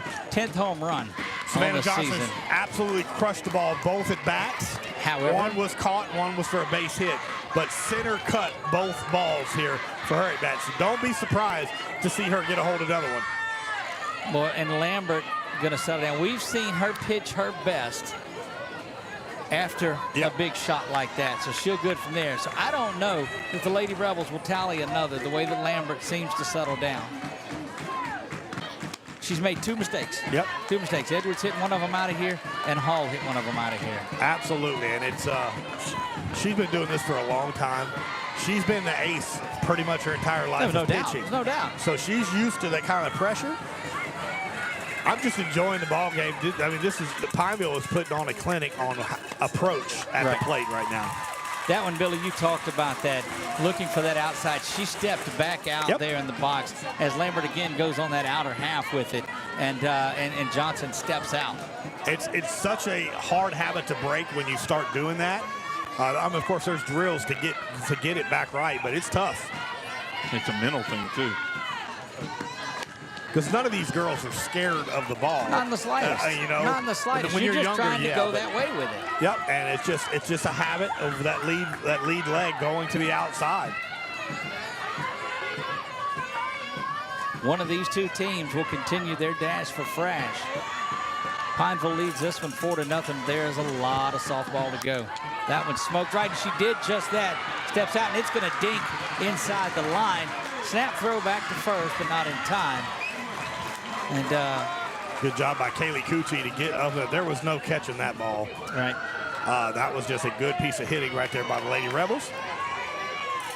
Good little dink shot. That's going to bring up Birch, I believe. Yep, Birch. 23. Yep. Adeline Birch will stand in ready to go. Has pitched herself what can only be classified a gem. As far as the Quibino's player of the game and our Southern Air cool play of the game, we got some choices for sure. We indeed do. Look, defensively for the Indians in the first, say something. The 2 bombs right here, the work of Birch in the circle. That's been, I think, so far tonight from me, and I'm a nobody, but my most impressive thing that I've seen tonight right there, isn't it, Chuck? It's Birch on the mound. She has been so spot on her spots. Again, she's not going to blow nothing by you, but she has been so accurate on the mound. Lambert rocks back, delivers this one, misses outer half. 2 balls, no strikes, 2 down. Top of the 5th we play in this, but I'm telling you, it's not a team. You're never out of the distance for Tioga. They're too good, man. They are just way too good. They can put on 8, 7, 9 runs in a matter of minutes. That one smoked down the line, chasing foul, and does miss by about a foot. Birch comes into this game in April, the month of April, with a 1.57 ERA, and she's lowered it tonight. Absolutely, and shutting down a top team in the state of Louisiana. Team that's pounded the ball a lot, and that's why I tell you, you're never out of range if you're this Tioga team. I don't know that 4 runs beats them tonight. Yep, that's very true. Again, I still think the over/under is going to be 10 on this ball game tonight. Yeah, there's a lot of softball to be played in this one. That one misses down low. Yeah, Birch 0 for 2 on the afternoon here, but hitting the ball hard. And the difference so far has been the outside corner for Pineville of being able to go with that pitch and a couple base hits on that right side. And being able to hit the spots as Birch has been able to do. Lambert, the 3-1 offering, and it's pushed down the right field line. And that's the preparation for this game is, again, look away, look away, look away. 82 pitches so far for Christina Lambert here this evening. On the contrary, what has Birch thrown tonight? Just Birch, if you can, I'll have that. Yeah, let me when give it flips back over. When it flips back over, I'll be able to give you that. That one smoked foul. Hard hit is one that we've seen that way. And look, you thought parking out here was tough. That right side, these pitchers going away. There's a lot of foul balls over there. These 2 pitchers, you come park over here in between the 2 fields. Yeah, these 2 teams, you got to park where to expect some hard hit balls. So a lot of folks may not remember it, but you don't park down where the old pavilion was back in the day. Right. Back here in the late 80s. I'm showing your age again, Billy. Wow. We all know I had to help you get up on the back of this truck. That's a long time ago. I had to get up in the back of the truck sometimes too. So. 3 balls, 2 strikes, 2 down. Off and running. That one is inside, ball 4. Oh, he rung her up. Wow. Look, they have been exceptional tonight. That's the only call I've seen Let's look tonight. back here and check it out from behind the dish. Mic check! We have a mic check. Yeah, we heard you. Thanks. They were there, okay. My goodness, that was high and inside, I believe. Yeah, it was. So, and the pitch was set up for the outer half. And so you see Brown goes all the way up. She definitely through it. missed her spot. Indeed, she did. But anyway, so be it. That again, and I'm not taking anything away from the officials. It's a hard job. They have been solid. They have been fantastic tonight. They have. From the Hammond area. Keep it right here. And so, Billy, looking ahead at softball, the state tournament is next weekend. Yes, sir. Is that when it is? Always the same weekend as our ACEL State Championships. Absolutely. That will make it into town. Have the opportunity with 446 Sports also next weekend to go up to Monroe and live stream some buddy ball. Yeah. Buddy ball is for children from 6 to 60 that have disabilities. Right. And so they play in their own league. And our friends at Buffalo Wild Wings, awesome. the one out of Monroe up there, have asked us to come up and live stream the game for them, and then go back to Buffalo Wild Wings, and we're going to have a coach's show for them too. How out awesome there. is that? Because they deserve that, man. Just That's excited as we can be about that. It's busy next weekend, without a doubt. Well, you got St. Thomas More moves on tonight. They 10-run rule Ash. Okay. Of course, we haven't had an update on the Mount Carmel Archbishop Chappelle. Is it caramel or caramel? Caramel. Okay. Especially when there's no A in that one. I'm hungry. Okay. Right. Of course, Tioga and Pablo playing right now. They will play. The winner of this ball game will place the winner of St. Joseph's and John Curtis. The Red Stickers. Yeah, which probably will be Patriots. John Curtis. I mean, I'm not taking anything away from the Red Stickers. Let me tell you, they're good. They're good. By any means. I believe this is Troquil, isn't it? Yes, it Yeah, should we're be back to the top. No, this is Bailey Middleton. Excuse me. Bailey Middleton is your batter. Birch stays in there, throws that one right down Main Street. Yeah, if I'm Coach Fry, I'm leaving her in. You're staying there She the whole is way. absolutely dominating right now. And you've seen Simpson go down and get loose a couple of times, but not coming into this as Birch has just settled and done her thing. Absolutely. Painting that inside corner is Back Birch. to back. And so for 4 innings, she goes away. And now inside. Sorry about that. It wasn't a trimmer. It was just. There's a fault line here, and I think there was some fault. You lying. 0-2 count right here. Hammered over What there a to shot. Floyd. Does it stay Gonna fair? stay Just foul. Bailey Middleton, hard hit ball right here. Bailey 1 for 2 on the afternoon. Again, inside with the first pitch she took. Inside with the second pitch she took. Third one, she hammers down the line. Where does she go with this one? Yeah. Away. You would think. And let's see what Coach. Away. I believe Yes. Coach One more Busby. time. I believe Coach Busby's the one calling pitches here. I believe. Coach Busby played for Coach Fry at Menard Correct. that state championship year, Correct. if you'll Yep. recall that. That was the Hartwell and Coach Fry connection. Her over- first year coaching, Yeah. wasn't it? That one lifted high. Not going to make it out of the infield. Securo is going to settle under that one, gets the out and flips it around. Jams her right there. And it's going to bring up Zoe Rowland here with 1 out. Now batting, senior Look, number 12, just Zoe off balance are the 2 words that come to mind. Off balance. She's hitting it up. You're mixing it up. You're throwing. Again, I told you earlier with Lambert, well, she set everything up on the outside corner in the early half and to mix it up into the inside. Birch is doing the same thing. You can't keep throwing the exact same thing. They're going to figure it out. She is changing the eye level and changing the outside to inside corner. Owning a business, Yeah. pitching a gym. 3 things they have in common. Location. That's right. Absolutely. How about owning a gym, pitching a business?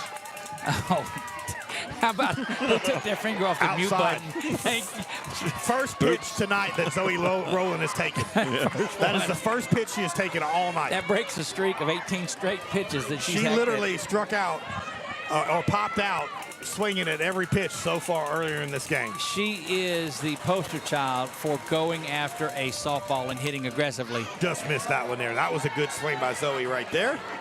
Just missed it.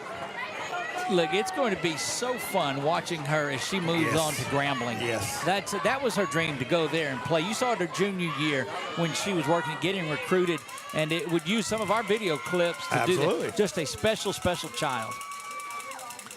That one hammered into center field, coming up, making a sliding catch, and that one is there in center field. How about that? What a beautiful catch right there by the Lady Rebels. That's going to be 2 outs. That's going to bring up Christina Lambert now. My goodness, what a catch. That's just a good Annie read Stevens, all the way. Yeah, Stevens had a good day. is as good as anybody in this game. Christina Lambert now up to the plate for Tioga. If you're Birch, you don't mind having her up here. Bases loaded with 2 downs. Yeah, not with 2 outs and nobody on base. I really think she pitched around her the last time, too. Let's see what Birch is able to do if Lambert can get the Indians on the scoreboard. And hitting is contagious. If the Lady Indians can just put a couple together, misses that one, Lotus Birch. Lambert 0 for 1 with a walk. And so, again, got on base last time. Of course, she went popped out that in the first inning, did Lambert. But it's, you know, it starts with her. This Tioga team, they feed off of Christina Lambert. She's taken all the way. That's yeah, she's and this is not an intentional walk, but you don't want to give them any momentum at all. You know the momentum that it gave Pine with the 2 big home runs. You give Lambert one to hit out of here, and it starts a little momentum. It starts something going. Absolutely. Birch delivers this one, and it is smashed over the dugout once again.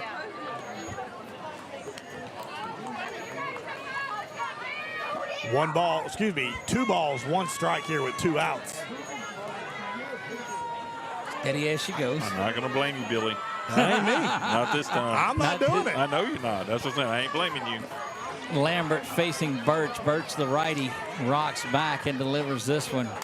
And it is, again, pushed over to the right. She didn't necessarily try to pull that pitch this time. Yep. Just go with it. But adjusted a little too late on it. I'm just panning around here so you can see who's sitting along the fence while we've got this little bit of a moment. Or I how thought many you were folks. showing us 2T that was out there. 1T and 2T here tonight. I have yet to see Mary Margaret from my coworker over at KLB TV. But how could you pick her out in all of this? What a crowd. That's true. There's a ton of people here. She can use the 446 video. I could probably hear her, though. Right. 2 balls, 2 strikes, 2 down. Bottom of the 5th we play. Rebels with a 4-0 lead in this one. Coach Allison Fry and her Lady Rebels have been solid offensively and defensively. They put on a clinic tonight so far. Absolutely. Just everything that the Lady Rebels have wanted to do tonight, they have successfully done. And again, by no means is this game over at all. The job by Birch there. I've seen Tioga hit the ball against some significant pitching. And, brother, that's what that one's hammered down the line and foul. First base doesn't see it go by. It was already past him when the call was made from home. That was center cut right there. I don't know if he was going foul or I don't know. Yeah. one of those two. I don't know what that was a rope right down the line. That's full count here. Full count, 2 outs, bottom of the 5th. Wow. And look, things are now it's getting quiet tense in here. Yeah. Every pitch matters. That one ground to second base, going to be covered there by Mertens. Over to first in time, and that retires the side. We go to the top of the 6th. Lady Rebels lead this one 4-0. You're watching high school playoff softball action on 446 Sports. Our mobile banking app is changing the way we bank. Things are getting easier, transactions are getting safer, and you have access 24/7. All the functionality of banking you're used to, made easier to use, anywhere, anytime, and more secure than ever. Simple, seamless, safe. Download our mobile app today.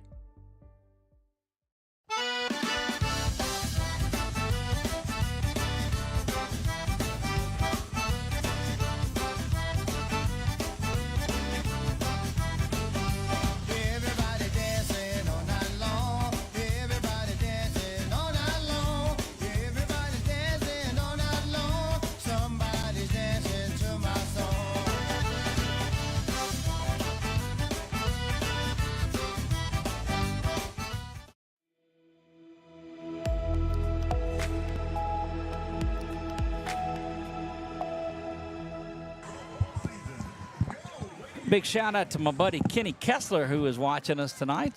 Gave us an update on that Menard game. let us know it was 3-0. We had that, but Big Kenny's watching in. He's been around softball a long, long time himself, about 86 years, I think he's been. Wow. I'm going to pay for that Monday when I get back to work. But now batting number 99.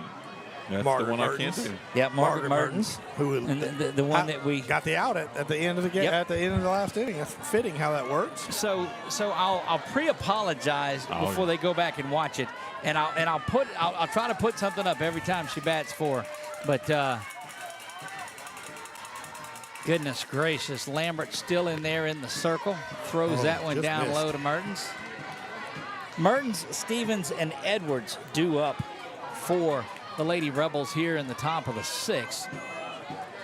A lot of softball to go. 6 outs remaining for both of these squads in regulation. 4-0, two-run shots for the Lady Rebels. That one down the line and foul, yeah. Mallory Edwards had one, and then Madeline Hall flat crushed it just as hard as the one that Edwards hit earlier. Just an absolute two missiles gone out of here. 2 missed pitches by Christina, and again, it's just good hitting And as well. that's all it is. Again, she's done such a great job all season long, has Christina pitched. Still in there battling. Smoked that one just over Troquill, quickly getting it back in. And there's Mertens with a base knock. Leadoff batters getting on. Has been very successful for Pineville. Not so much for Tioga early on here, but that'll bring number 5, Annalise Stevens, in. And we will do our best to talk to our winning coach tonight, and our player of the game that we'll try to name. And there's still, you just want somebody. There's a lot of candidates for it right now, but I mean somebody there. I hate to sound like a broken record, but softball is just that, and these Indians can come get it. But Birch, that one bounced foul. And now you see what Fry is trying to do.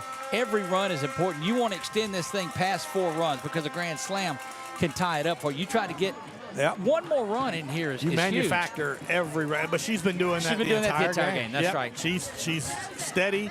She believes in what she has taught these young ladies what to do on this field, and they've bought in. I mean, they've bought in. This is a heck of an effort right here by this Lady Rebels team. Twice tonight it's been a base hit and a bomb, and that's what's got us to the 4-run lead.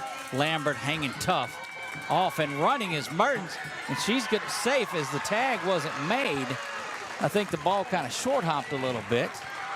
And coming up and getting it, instead of keeping the ball right there on the tag, she come up and got it, and I think that may have caused that difference.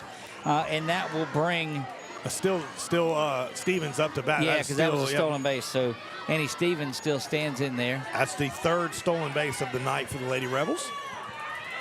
Speed, bunting, and power, and defense. Boom. And that one swung through. Yeah, if you look at the way to draw up a game, I mean that's what you're talking about. And Tioga's done a phenomenal job of defending the bunt. Their defense, I mean, there's several that have been thrown out. By Megan Brown has been lights out behind the dish tonight. The 2 home runs. How about the defense in the first by Troquill and Taylor over here? It's been that game. Great job by both sides on defensively. That one ground over to first base. Taylor's going to go. That's what good. A great job. Oh, he called it an out there. And the runner sending back for running out of the baseline is what they're going to call her back. And now you're going to see Coach Fry over here getting a little up in arms about that. Because she was already well over, almost at the bag. And they're going to send her back. I don't even know if she ran out of the baseline at that point, though, Doug. Once she hopped to avoid the tag, but I don't know. She has some room. The box extends there. Great play nonetheless over at first base. Coach Fry's okay with the call, so evidently it's the right call. Well, how about Taylor to come up and make that play herself instead of going back? That's exactly right, because she turns around. Who knows what happens with Absolutely. Mertens. Kept the play in front of her. Just smart play right there. Remind me of Javier Baez he used to play for the Cubs. Very, very smart on the bases. He'd make people make mistakes by just being out of the box type of stuff. So we did the LCU LSUA game back at LCU 3 weeks ago probably. And as this pitch is delivered, it's lifted. Zoe's chasing down. It's going to drop fair. hustling around, and they're going to send Mertens all the way. There's going to be a bang-bang play at home. And safe, she missed the tag, did Brown at home. The throw beat her there. And she's waiting on her with it, and that's a double with the third on the throw. Goodness gracious, big time work there by Stevens and Mertens. Any better. And Chuck does have this one. Watch it just drop out of the outstretched hands of Zoe. And Kuti comes up with it, firing. And here you go at home. Swipe tag misses. Yeah, that was just great work. And Mallory Edwards will stand in there, and this is that extra run that Coach Fry, maybe if it's a tighter game, she doesn't send her. There's a bunt. She's got a home run in the game and a bunt. It's safe at first. The check right there at the last minute at third allowed the runner to get down there, and that's just good small ball right there by the Lady Rebels. Beautiful play call right there by Coach Fry. Coach infield Tioga's going to call a timeout on their own without the coaches. Going to talk it over. Settle in here, 5-0, 1 out. Runners on first and third now for the Lady Rebels. Zoom into third for me for a minute there, Chuck. So that's the young lady that had the hit. So that was Edwards there. Yep. That had that. So that was Heron that had this base hit here. So Edwards was there. So we misidentified Heron because Edwards got around the bases so fast, and that should bring up the top of the order in Securo once again. Yep. Again, I wouldn't be surprised to see a bunt again from Sakura. Right. No, and you're at this point. They're going over the play right here on what to do on second. Again, Coach Fry is going to tell your third base, don't even move. Yeah, Stay on that bag. No matter what. It's not the run you're trying to get. That's right. The runner you're trying to get is here to second base. This is where Lambert's got to dig down deep and get a strikeout. Lambert rocks back and fires this one from the left side, off and running. And a collision there at second as Troquill and Rowland both were covering it. I don't think that's the play that Coach Woodard had signaled in. It's kind of like in football when you got two receivers in the same spot. They were right on top of each other. Yeah, Troquill looks like she's upset that it was cut off, like it was supposed to come to her for the tag. I think she could have made that tag. Yeah. Yep, and we said Edwards wasn't going anywhere. So Heron is there at second. Edwards third, and Securo puts one right there in the gap. That's going to score one at least. Heron will hold up, and that's a 6-run lead now for Coach Fry and these Lady Rebels.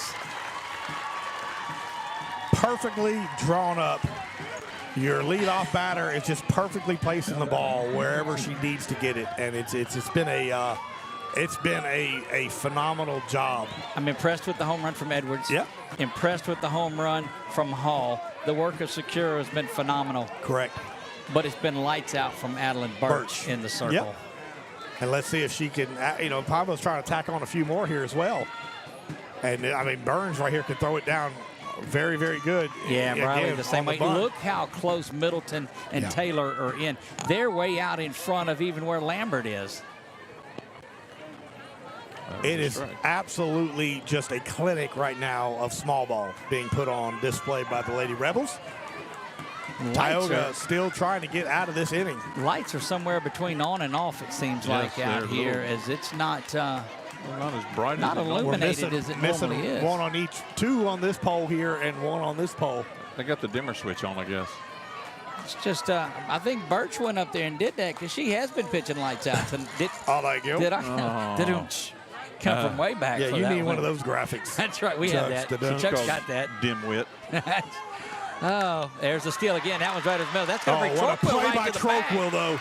She touched the bag. That was right at the bag, and they're calling out. Yeah. That was just great work by Troquill. The foot, Doug, and just dragged it across there. Great play by Abby. Yeah, we'll watch that one again.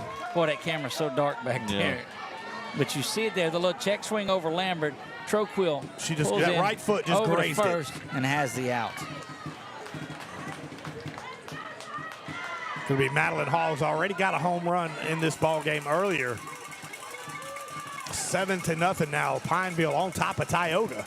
Coach Partridge reaching out to us from. Oh, that one's going to get down to second base, and looking around there is Burns, not knowing what she wanted to do. 7-0 in this one. Big shout out to LHSAA's Coach Partridge. Won his 50th game a couple of weeks ago for LSUA. Yep. So of course, his assistant coach, Brandon Hagan, a really good friend of mine. So I've been following through them. So here you go. I'm looking and we're putting the stats up, and they resemble. Yeah. And I thought they had the same picture up there. So, good pitch by Christina. Didn't call it, though. I thought they had the same picture up from when they were on there, but no, in fact, it wasn't. But two great guys. Yes, they are. Fantastic. Got their Lady Generals on the cusp of the top 25, getting ready for Red River Athletic Conference. They action. had a great start to the season. They went Everybody undefeated the first chasing the couple Olu weeks. Saints in that one, though. Our Lady of the Lake ranked #1 and in the Red River Athletic Conference and the nation. That one misses outside to Hall. That was a strike. No, that was Was strike it? called that one. 2 balls, 1 strike here with 2 outs now. To point those. 7-0 here, top of the 6th. We play 2 down, 2-1 count. This has been, we talked about Coach Fry trying to put 1 more on the board. Successfully put 3 more already in this inning of key hits. Yeah. Small ball, moving runners into scoring position. And the first 4 runs have come via the home run. Yeah. Goodness.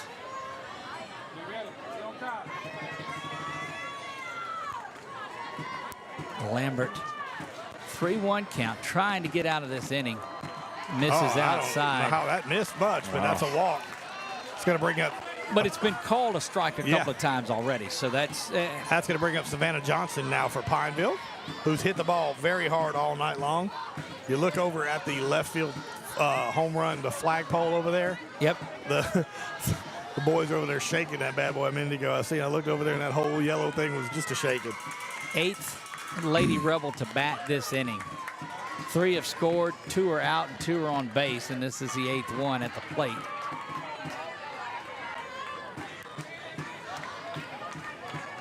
Again, winner of this ball game punches their ticket to Sulphur. That's right. Fresh Park is where they're headed. The dash for Fresh is underway. Lambert rocks back and fires. That one framed and brought back, but going to stay outside for ball 2. And if you have never experienced Sulphur during the playoffs, my goodness, Action it's going so all much around. fun. Yeah. You can stand, there's a certain spot you can stand in the middle and you can catch 4 fields rolling. And there's just such good softball being played. That one misses away too, and Lambert beginning to tire. Her pitch count was up to 82 earlier, Billy. Here comes Coach Ken now to talk to We've Christina. seen Roberts come in situations like this. Her and Turlington have kind of back and forth.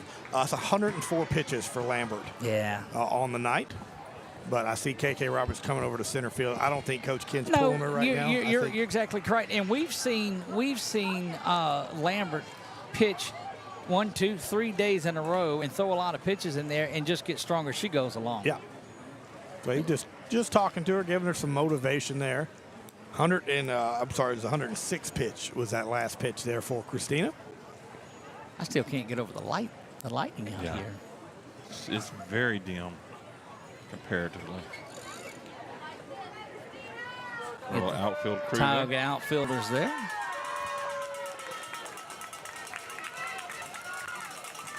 Starting to get a little quiet here now for the ballpark, as you could feel it's going to get a little tighter. When things get a little tighter and the game gets close to being over, a lot of people start getting that nervous twitch. The word especially tensity. Seniors. The word tensity is settling down a little bit. Look, I've been with Chuck too long. I'm just especially for the seniors classes, nobody thinks about it being your last game until you're about an inning or 2 away,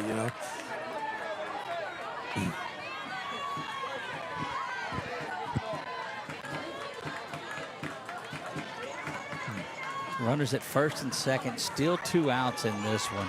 Lambert's got to dig down deep and get out of here. Can he afford to load him up? And that one is hammered. That's going to be a wall banger. Harvey's got that one. Look at another the run speed coming around by to Hall. score. And she's still banging around in that throw My over goodness. to third. If it's a cutoff and the lights come on. See, they did have the dimmer switch on. I told you, Chuck, you were right. Yep. Did you see the speed by number 7? Dude, she was getting it. Holy cow. Madeline Hall was hauling it, buddy, around. I mean, she scored from – what a phenomenal job right there. Yeah, she was getting it. She was over at first base and scored all the way from first. And, look, at this point, Coach Fry was not bringing her at all, and that's that's going to be KK Roberts coming into the game.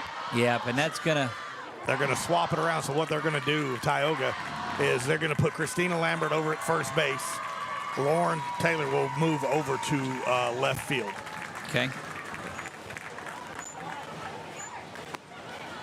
And there you see KK getting loose. That'll help out that camera behind the dish a little bit, too. I mean, just instantly. Yeah, it was a switch. Well, at least it was after the play was over. Right, and they didn't. And not a distraction during. But goodness gracious. 9-0, Pineville on top here at Tioga. So here's what you have to watch out for now. You got to keep these Rebels at 9. Yep. Because you can't. Well, gets out of hand. You know, it's again, and when you get that 10th run across, you only got one chance at it after that. Yeah, this you know, and the momentum and everything, and then the morale of that Tioga team can get down, and you know, you try to stay as positive as you can. You know, it just KK getting ready here to throw. That's the star of this one so far. That's Annalyn Birch that has just been, until this moment, lights out. Absolutely. In here. Look, she has kept this Tioga offense off balance from pitch 1 to where we sit in the 6th. And that is Adeline Birch, not Annalyn, but Adeline. Adeline, yeah, that's the first time I've called her Annalyn. Anna Lee is the center fielder. Yes. So Adeline is there. Just call her Addie. She goes by Addie. Does she? Okay. I think so. Well, that's how it was sent to me. So he says. Addie and Annie, and that one misses down low from Roberts. Roberts has always responded when she's come in. Runner at second base. Goodness, Savannah Johnson. Yeah, Savannah Johnson just she's had poked herself that one out here. Look, how do you pick who your player of a game is in this one? And look, the Indians aren't done with it. Don't think Tioga can't put up a lot of runs, but you like the work. It was 4 runs coming into this inning, and like a stranglehold. Coach Fry has been pushing every button correctly. Here. That's going to be a pinch runner, should I say? Yeah, you should. For Savannah Johnson. See, that is 0-0. 0-0. That's Addie Floyd. There you go. Thank you. How about that?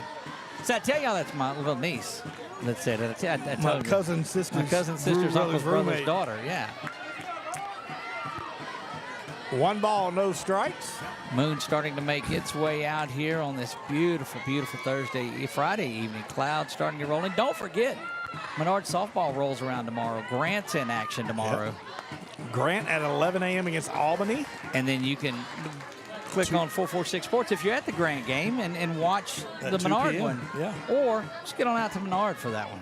Yeah, that light helped out that behind that. Immensely.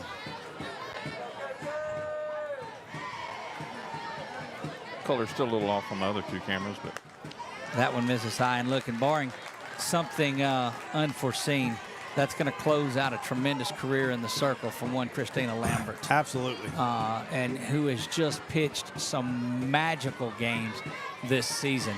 But it has been a great, great scouting report by Pineville tonight in this one, and that one is dropped. That's a ball. Yeah. And not safe there. That was ball 4, wasn't it? So she steals the base. Last minute alertness there by Floyd. Good job of paying attention. Yeah. That's a great call. That's very smart of seeing what's happening right there and going. That ball's live at that point. Mertens represents the Lady Rebels batting around in this lineup too, and they'll That's going to bring in. So again, Birch is going to exit the game. Pinch ran for, that's Chelsea Simpson, her pitching counterpart over there. So Simpson, the freshman sensation, comes into the ball game. Yep, Simpson's over there at first. And Margaret Mertens, I believe, is up to bat for the Lady Rebels. Yep, there you get a good look at Simpson. She's number 12. And Mertens will stand in there. You get to watch Chelsea Simpson play for 4 years. She's fun to watch. That young lady is special. That one missed low, or actually strike. She's 18. Yeah, she's number 18 as well. I think we said 12. Did we? Okay, she's 18. Yeah, I was called a strike. There you go. You get a look at Chelsea Simpson on your screen there.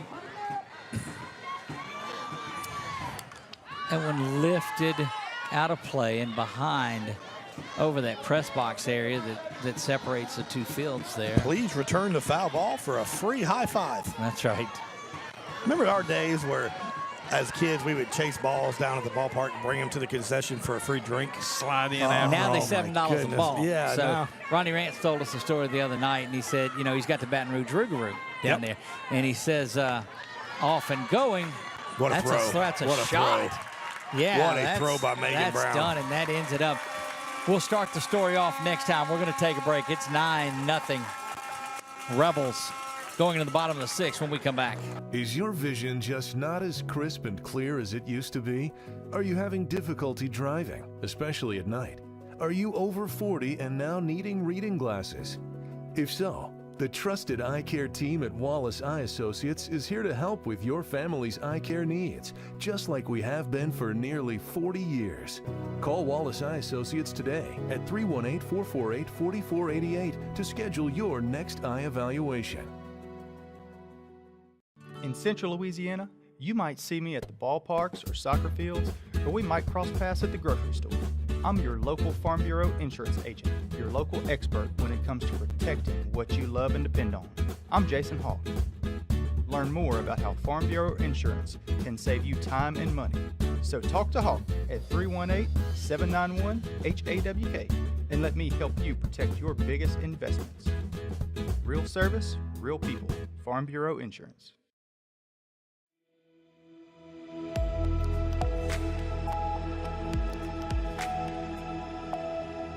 And we are back going to the bottom of the sixth. So Ronnie Rance owns the Baton Rouge Rougarou, okay?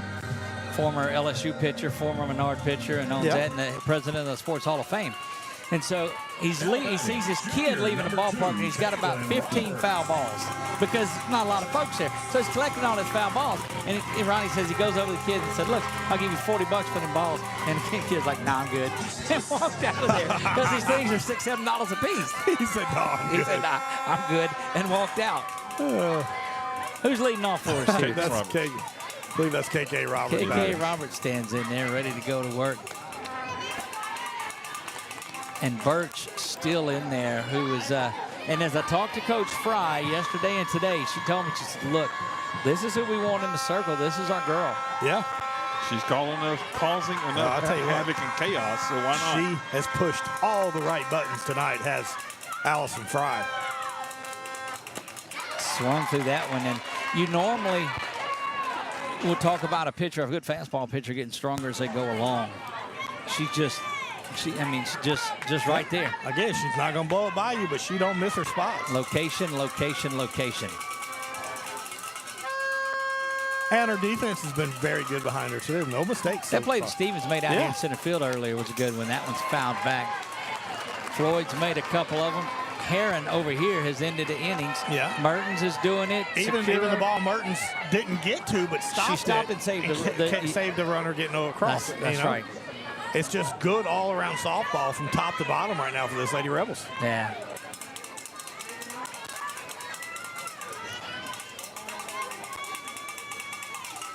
Birch rocks back, delivers this one, misses high and away. You see KK how much she's on that lead foot right there. You can't get all 9 runs back on one at bat. You know what I mean? And every one of these players for Tioga is wanting to try to do something to make some momentum go. Just got to chip away at it. Just got to chip away. Sit back. A walk is just as good as a hit in this situation.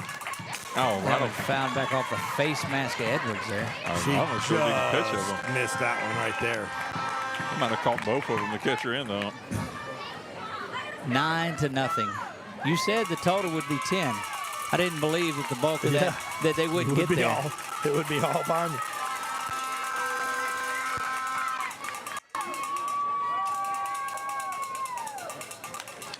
Good battle right here. Look, Roberts is timing it up now.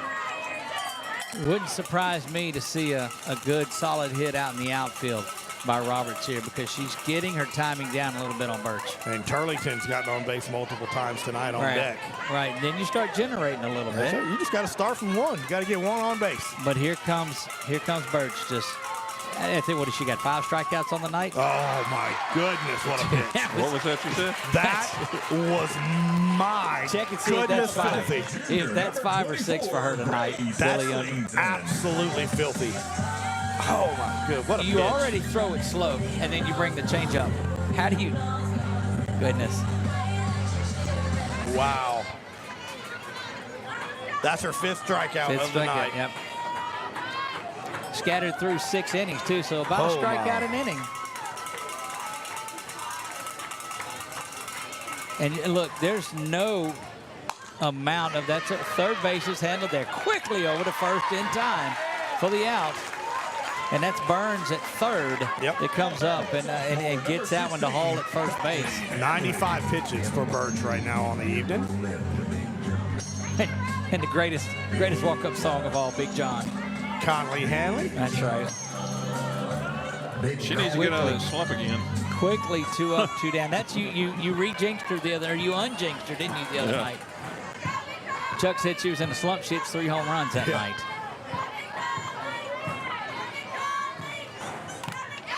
Again, off the catcher's head. Mallory's like, wait a minute, y'all quit banging around. You might have to take in the concussion protocol here. 9-0 here. You see it on your Wallace Eye Associates scoreboard down in the corner. We appreciate Wallace being with us all year long, every year.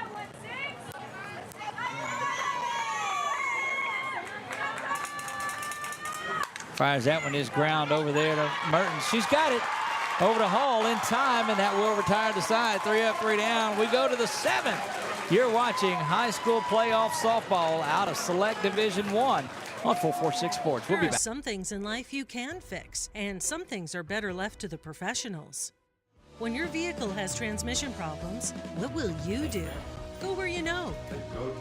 Go where you know. Certified Transmission.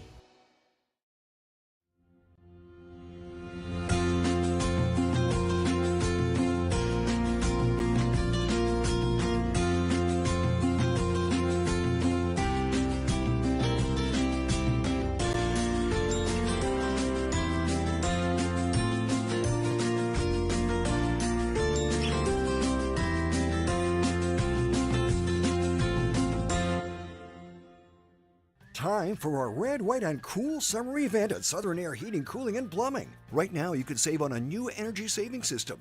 No money down, 0% interest, and no payments till June 2024. Call Southern Air Heating, Cooling, and Plumbing or visit us online.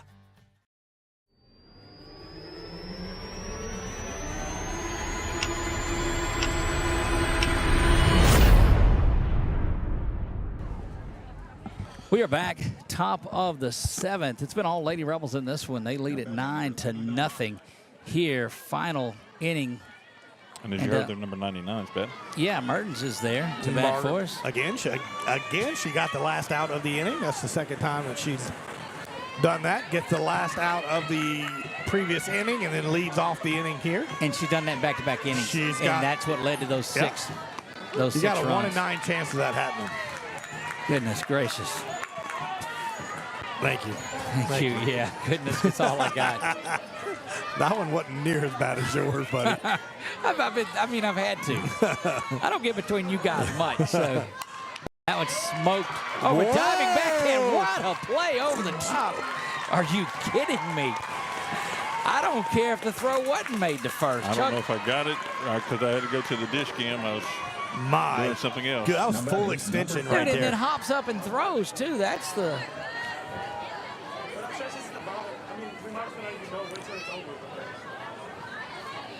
Yeah. What a play. We'll zoom in on that. There's that small ball. No good on the bunt there. Look, Mertens has been a catalyst in this thing tonight. When she gets on, things happen. Yep, and Stevens has been able to be very successful with bunting and being able to put the ball in play. Stevens has had herself a night Annie in center Stevens, field that as well. sliding catch, the catches she's made. I mean, the defense has done all that they've needed to do in this one. No mistakes on this Pineville defense, not one. And that hits her. Yeah, she's in the box, so that's going to be a foul ball. If you look back, Doug, I'm not trying to jinx anybody, but not one error by the Pineville defense tonight. Not one mistake has been made. You think the announcer jinxed them? I think if the next person up here boots it, that's right. No, I would never want to do that. How many errors? I got too much respect for both of these ball clubs. In the words of our great friend Nick Magnano, how many hits does this kid give up? Dink. Oh, crap. I've had a kid. In my defense, I've had a kid play for both of these coaches. So, that's right. There's no favoritism by any means. Look, when you're this close of a community, you see each other out at Quibido's. Yeah. You see them at the stores. You see them. You notice how that's where you see everybody on our broadcast is at the Quibido's for their sponsor over here, right across. So there you have it. You don't see them anywhere else? No, just Quibido's. Only the places that sponsor. Only the places that sponsor. And during softball season, they only see us didn't at Quibido's. Didn't I see you at? Nope, we didn't. Nope, they're not a sponsor. No, you didn't. That's right. That's Sponsors funny. have got their money's worth tonight of this one. That one is poked over the third base fence there. It's going to be a foul ball and keep things at 2 balls and 2 strikes. Either run into them at Jason Hawk Farm Bureau while you're at the credit union at Valex. Get your eyes checked at Wallace. Why are you always at Jason Hawk's? That's right. Because Quibido's was closed. That's why. He's got good coffee over there. That's right. That one misses high, and it'll get away.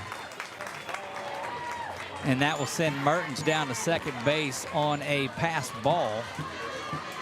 And here comes Santa. First base umpire making his. No, you didn't. said it, dude. I said, here comes the first base umpire over this You way. paused before you said first base umpire, though. I'm going to get thrown out of here. I was a minute delay, so I've got another minute at least left in here.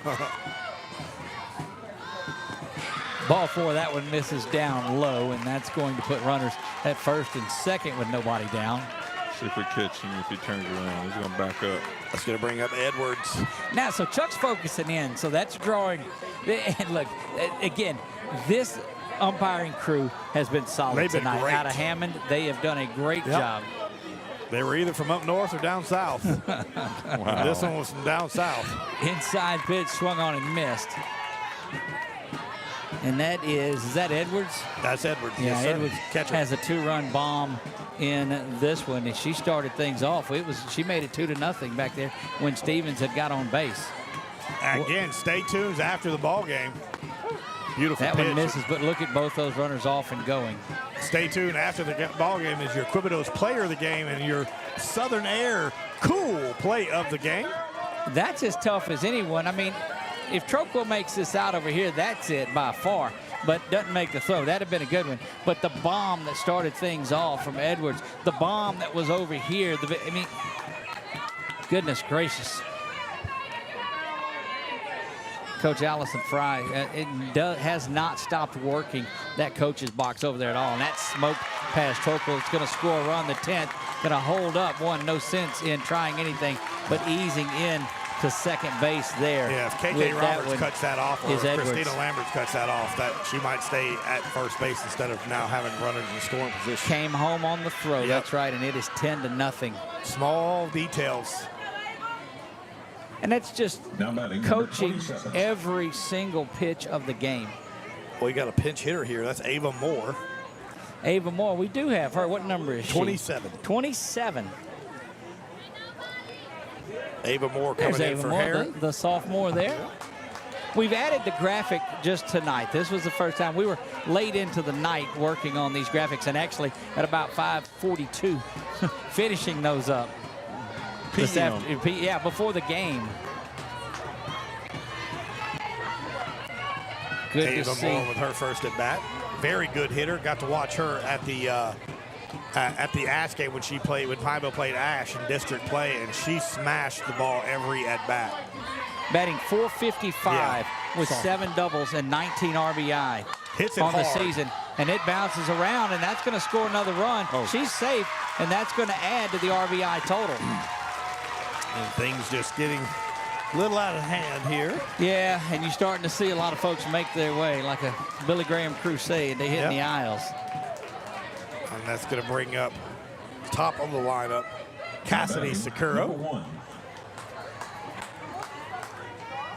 Cassidy Sakura will stand in there, and this is full throttle for now for Coach Allison Fry, and she has not let up these other two. It was 4-0 going into the 6th. Yep. And it's 11-0 here, and what a you talk about the buzz that was around this place at 5 o'clock, at 4 o'clock. 3 for 4 on the afternoon is Sakura, and trying to secure a shot at our player of the dude. You're feeding them to me. I told you that one's. If she homers, she's gonna be our player. Out of the leadoff spot, if she does that. Look, Coach. Look, Matt Joe Burns over there making a play. That's on right. the foul ball. Go get him, big fella. So way back when I was at Tioga, Matt Joe was a T-baller, and Coach Burns had his camp out there. Poor Matt Joe got hit with a baseball and knocked him out. And, I mean, he knocked him to the ground. And, I mean, they taking him off the field, and he's crying the whole time because he won't stay on the field. And he had just got hammered. He knew the kid was going to be tough, and he's shown that. Yes, and he's grown he into has. a fine young man and great family. Absolutely. He loves this game. Tag. Oh. Ball comes out of there, run scores. Throw was on time, was there. So later on in life, he grows up, and we're over at Tioga at the high school, all right? So he comes around a little way, and he comes to the football team. And one thing I taught him, didn't teach him much in baseball, he learned all that, how to spike a football and do the touchdown dance. And I bet he can still do that. Yeah. His mom was like, quit that. Stop teaching him that. Look, sorry. Tremendous 12. family, that Burns family. Yeah. Absolutely. Just great people, of course. And he was the principal at Bolton. My youngest daughter had went that year, her last year to Bolton. And look, just fell in love with Coach, well, she called him Coach Matt Joe, but he was Principal Matt Joe. And just, you know, kids love him. Just, he was so good with the young people. Yep.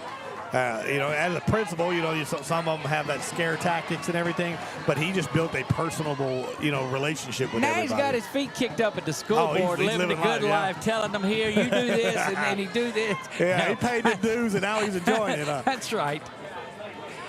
12-0 in this one, and it has been all Rebels throughout this one. Sakura strikes out.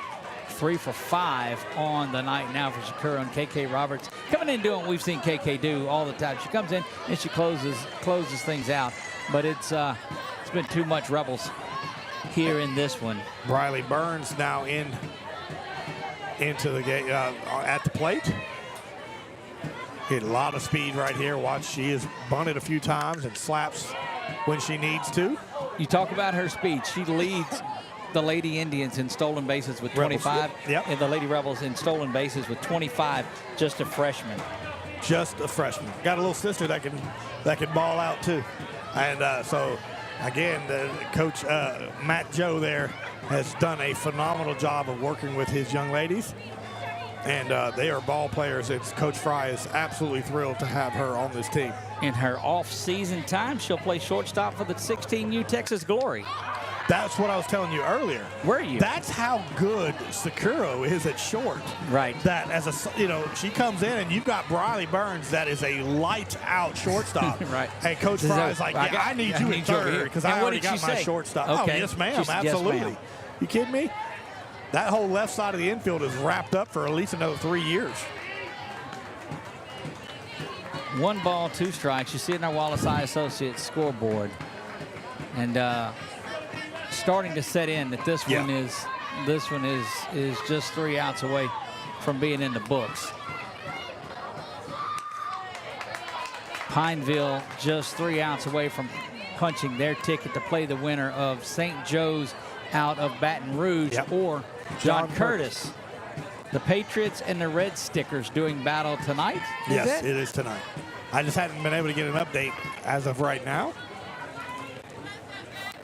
You could watch that game, but you'd have to pay $11 to do it, while this one is free. Absolutely free. So there you go. And unlike them, you could go back and watch ours after the game as well. And go back there and for free. Pause and People do ask how they can support what we do. Just go like and subscribe. That doesn't cost you anything. That gets us in front of more people. We're over 2,200 subscribers and started football season with 800. Yeah. And just blown away. If you're on Facebook and feel like sending some stars, you can do that as well. That does cost you a little bit. Yeah. But I got 100 stars from somebody the other day, and I was like, I've never gotten stars. I go in and look, I got $100. This is great. It's $1. Wow. It's a penny a star. Penny a star. But I love it. But I mean, somebody felt the desire to give. Thank you, whoever that was. Yes. Hey, $1's $1. And I left the dollar in my pants. That's what I got paid. And washed it. That's what I'm getting paid tonight. And now my wife has it. So that one is high and foul. Going to be over there on top of that batting cage. But I mean, went down and got that one. That's where Chuck can't even get the camera up all the way where that one. Hall's already got one gone. She's trying to get another one here. And she showed the fielder she is at first base and the speed she has running the bases too. I think that one is lifted out. I think I was more impressed with the base running than I was the home run. You trying to get one on my truck? I was. Look, she just missed that one there. She was dead on it. Mosquitoes starting to come out. I hadn't felt the same one. I'll get it for you. No, not on my head. They're on my feet. How? Those are stink bugs. Probably so. You see what he did there?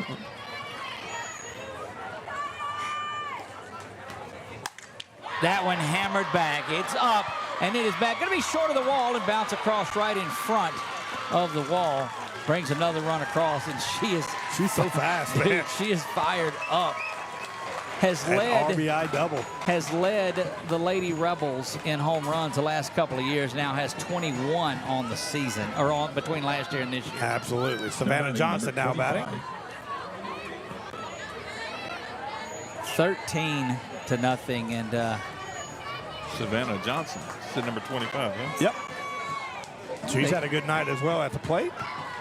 Look, if there's not a goose egg on this side, we've got a difficult. If this is a 13-12 ball game, we've got a difficult choice as to who our player of the game is. But there's no runs from this hard-hitting Tioga team, and I don't see how you get it away from Birch in this. Absolutely. I think the toughest problem is going to be our Southern Air cool play of the game. There may be multiple cool plays of this game. This has been one of those nights that it has went off. I mean, and we've seen that first inning had some tremendous plays. That's going to do it. That was a 4-run inning for the Lady Rebels in the 7th to put this thing, we believe, out of reach. 13-0, 3 outs to go for the Lady Indians when we come back. You're watching high school quarterfinals softball action on 446 Sports. It all started with a sketch on a napkin. An idea created by 2 walk-on bench warmers.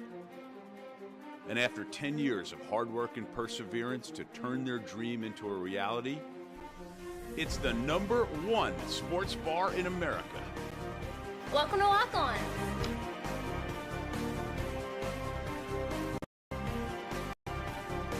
Walk-ons, because everyone needs a little playing time.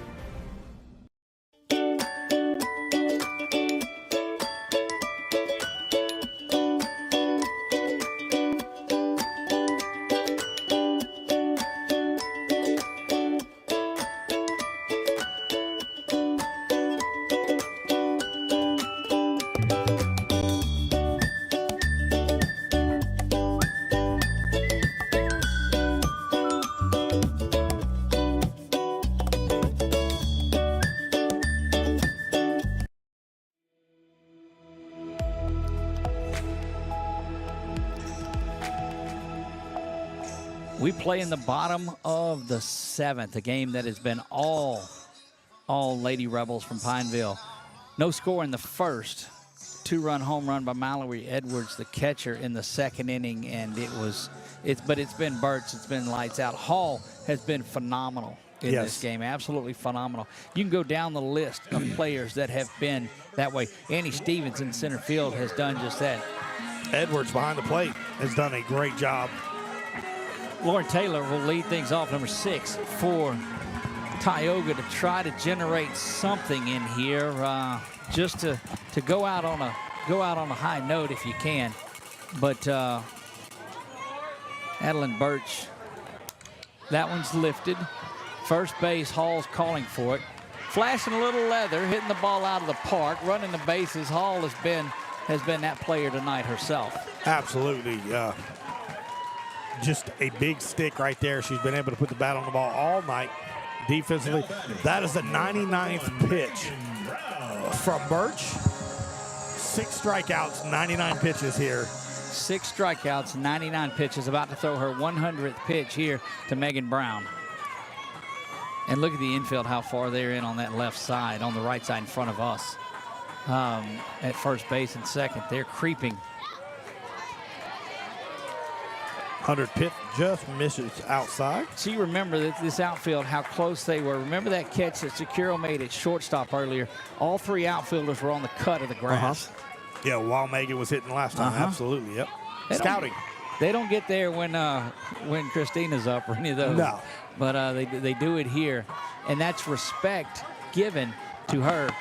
And knowing that, hey, there's a chance that she's just trying to slap it right where they're not, but they're there this time. That's what Megan does. She tries to hit it over that, just barely over that infield's head. She does that, but look, there's Annie Stevens, played it perfect. If she's playing back, she never gets to that ball. Absolutely, just an absolute great job of defense and situational softball. 2 down in this one, 1 out away. And the senior off to Southern Miss after this, Great senior class that has seen some great action through the years. Made their way down to Frash a couple of times. And looks like they're going to fall 1 game short of it this year as Coach Allison Fry and her Lady Rebels have come here and made a statement tonight at Ward 10. Absolutely, just a great job of coaching. You got to give it to the coaching staff, the preparation-wise as well, and her team of key situational spots making the big plays. I'll go along with it, and I will. But the execution has been phenomenal, these ladies. You called it, Billy, not an error on the night. And if Birch doesn't settle in there and strike out 6 like she's done, move the ball around like she's done, they've executed everything that Coach Fry has asked them to do. Coach Woodard calls time, talks to Abby. Yeah, what a good time to go out there, and there's going to be some tears shed tonight by their seniors. It's going to be a tough end to a great career. But you look at Troquel and the work that she's done in basketball and through her years here at Tioga, just leaving a legacy here for the Lady Indians. Absolutely. Her, Lambert, Zoe Rowland, Kuti, Ashton Nick, just Melissa Bird. When's the last time you've had that many players going to D1 ball clubs, too? Just an absolute, this senior class has been so instrumental of the success right here by the Lady Indians. Birch rocks back and fires pitch 103. And that one is in there for a strike. You hate to see this senior class go, of course, for this Tioga Lady Indians, but you have to appreciate the absolute honor it was to watch them play for 4 years. They have built a program here that will get stronger and stronger and stronger every year because of the success from the classes before them when such Coach Woodard has taken over here in a winning program. And now kids are going to want to come to Tioga because of the success these teams are having. See if Birch can finish it off here. 3-2 count, 2 down. That one lifted high. Floyd drifting back, and she's going to wrap it up, and that's going to be the ball game. The Lady Rebels have punched their ticket to Sulphur, and the dash for Frash continues for Coach Allison Fry and those Lady Rebels. And Adeline Birch has just been Adeline Birch. Came in number 23. 23, yep. Came in with a 3.97 overall ERA, 1.57 in the month of April, and has lowered that. Added on 6 strikeouts tonight. And you're taking a look at our Quibitos player of the game right there in Adeline Birch. And we'll try to visit with Coach Fry and Coach Birch. We'll talk to Woodard if we get an opportunity to. It's that kind of night here. Heck, we'll talk to 1T who's over there. I'm not talking to Lamar. Not talking. We'll see if you can get Coach Fry over here before she gets tied up in those interviews. And we'll see if we can visit with her and with Birch. I know the media that's over there is trying to get to her. Number, buddy. You don't know. we're trying to get, if you can wave to her, holler at her or something, we'll try to get. Make sure that the coaches, I think Tioga might think that they're calling. Nope, okay, we're good.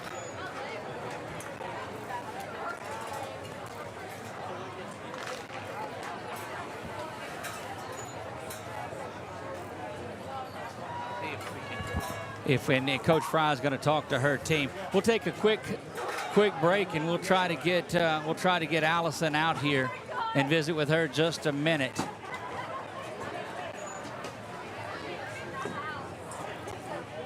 These Pineville Lady Rebels have put on a clinic tonight here in this one.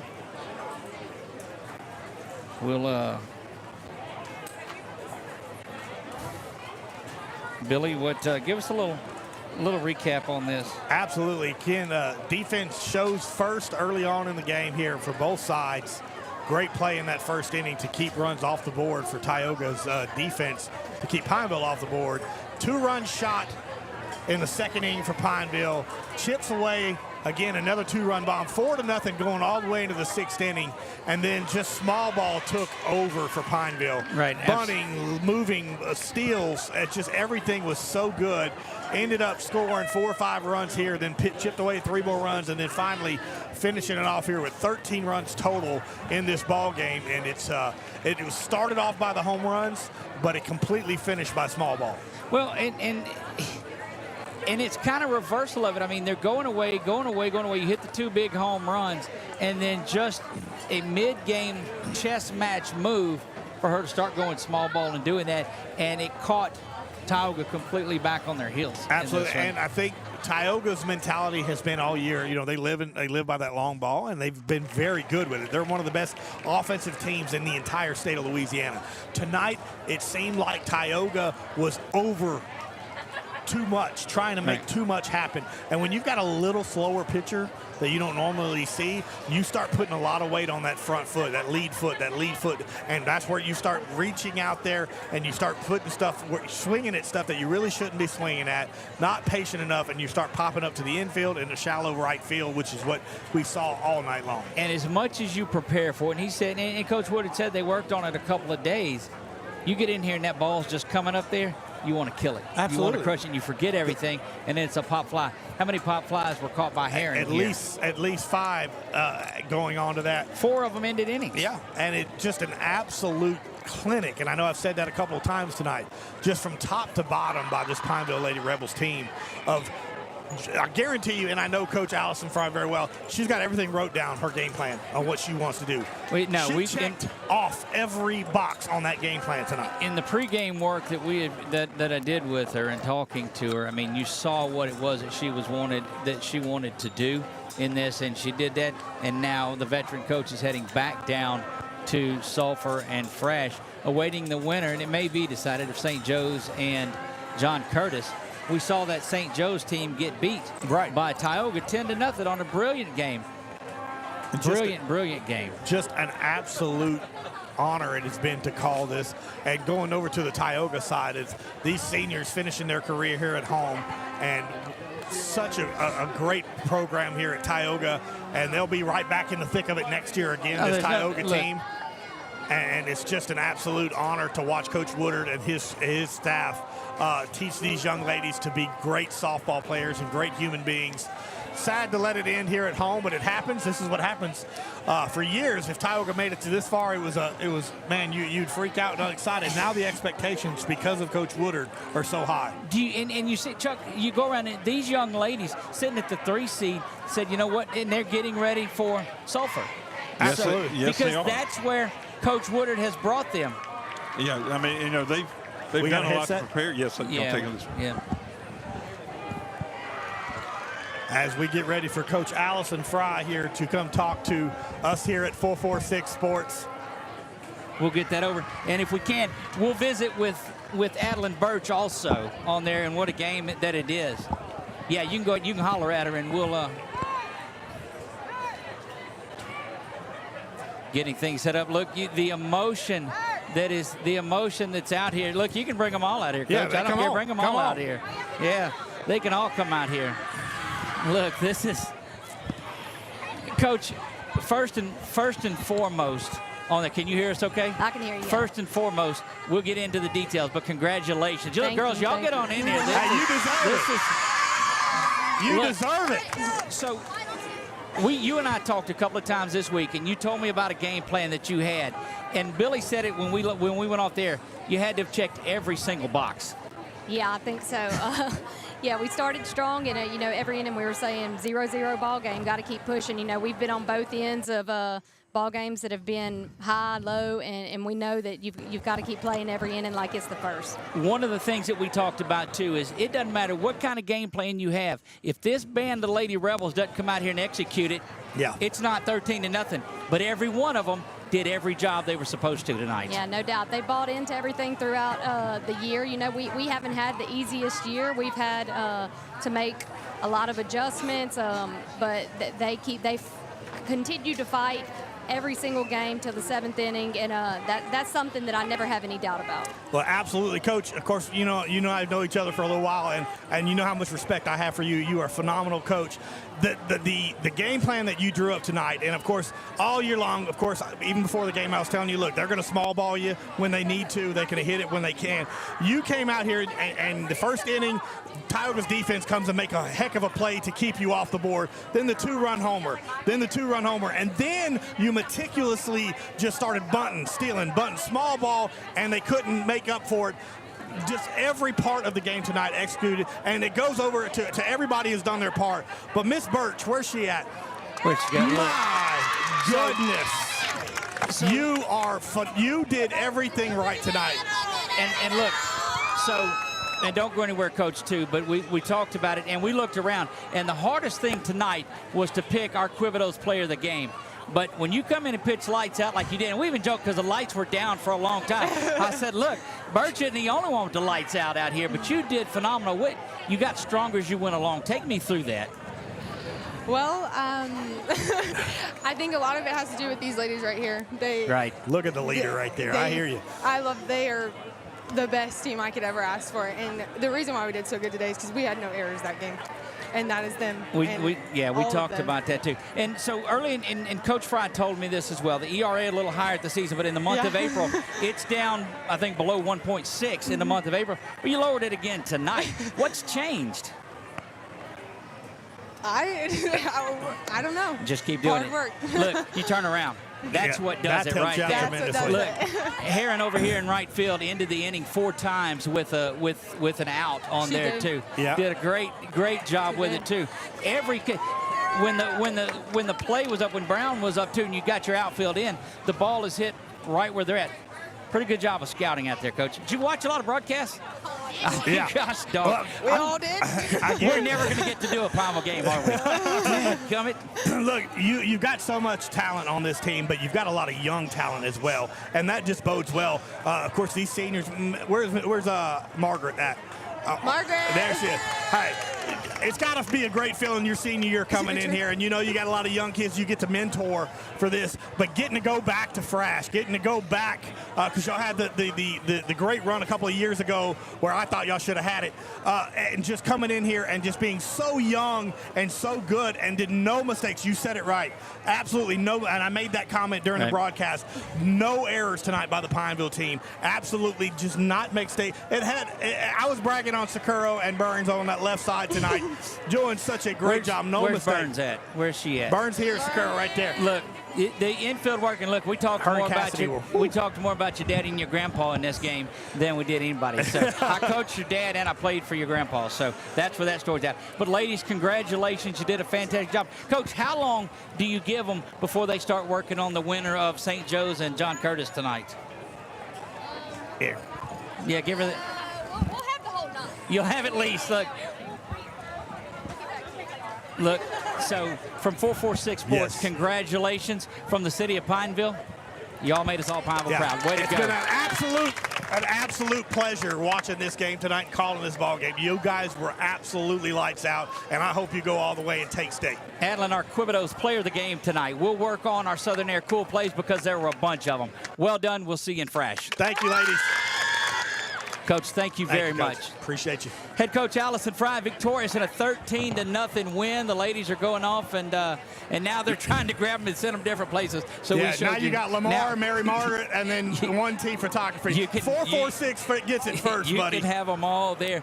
Chuck, it's been a tremendous year of following the Indians. Yes. We want to take a moment and go through that as well. The seniors, you're around them every day. Yeah. Yes. There's a lot of heart and tears that are left out there, and that only means that it's blood, sweat, and tears of these Tioga Lady Indians. They're very dedicated to what they do, their craft, and they're proud to be presenting themselves and out here battling in these games for everybody in the community, for themselves, and for just the school and the whole community and the culture of what's happening at Tioga. And they show that by their sportsmanship and the pride in what they do out here. And you saw that at the end, which I've always been so impressed with softball, how the girls meet in the center, and they have a word of prayer. And there's so many of them that play, outside with travel ball or summer, wherever they go, that play on other teams with one another, and they have such a great network already. And then they come out here, inside the lines, it's battle, battle, battle, kind of like the old Ralph the Dog and Wile E. Coyote kind of situation where they punch the clock and they go, okay, well, I'll see you tomorrow. And they all leave together. That's right. Y'all want to get a burger now? That it's over with. Yes. Was he serious? Yeah. Well, it's been, of course, absolute pleasure. A couple of these girls, there's about 4 of them on that team that I have had the privilege. This is the last year of kids that I've got to coach.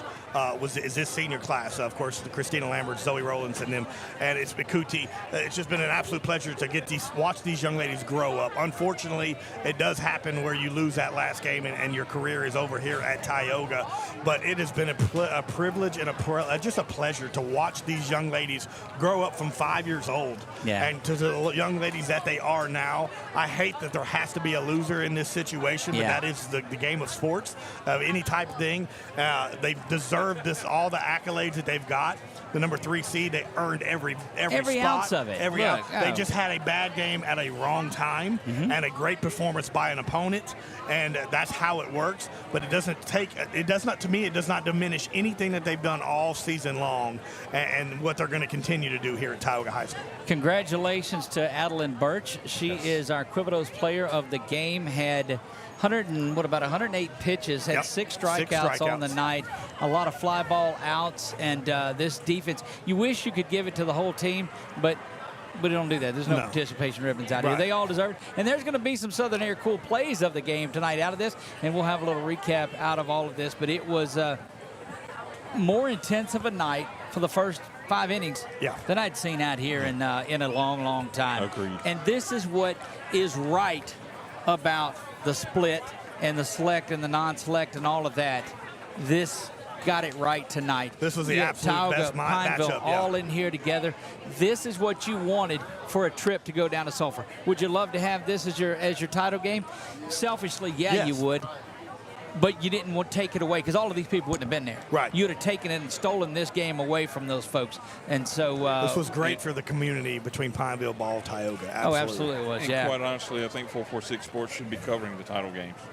Yeah, they should, instead of those other people to be named later. One day, that is our goal. One day they will realize the coverage here is way better than it is over there. And folks in Lafayette realize it. We'll be down there covering Acadiana football next year. I got to talk to you about that. So there's that. It's going to be a lot of fun. Guys, it has been a tremendous season here. Don't forget, you can catch the Menard Eagles tomorrow at 2 p.m. right here on 446 Sports with our buddy Tom Boucher. Calls that one. I get lost in there. Menard announced 2 new basketball coaches, boys and girls. Basketball coaches are new over there, and the Eagles are flying high. You'll get to catch them at 2 o'clock tomorrow afternoon from the Eagle Nest on the call of Tom Boucher. From my man Chuck Perkins that did all the production for us all year long and continues to do that. My man Billy French, who sat in and provided countless insight onto all of these players that are in here tonight. It has been my pleasure to bring you this production of the quarterfinal action between the Tioga Lady Indians and the Pineville Lady Rebels. Pineville moves on. They head down to Fresh. It's going to do it for us. I'm Doug Gann. God bless you all, and good night.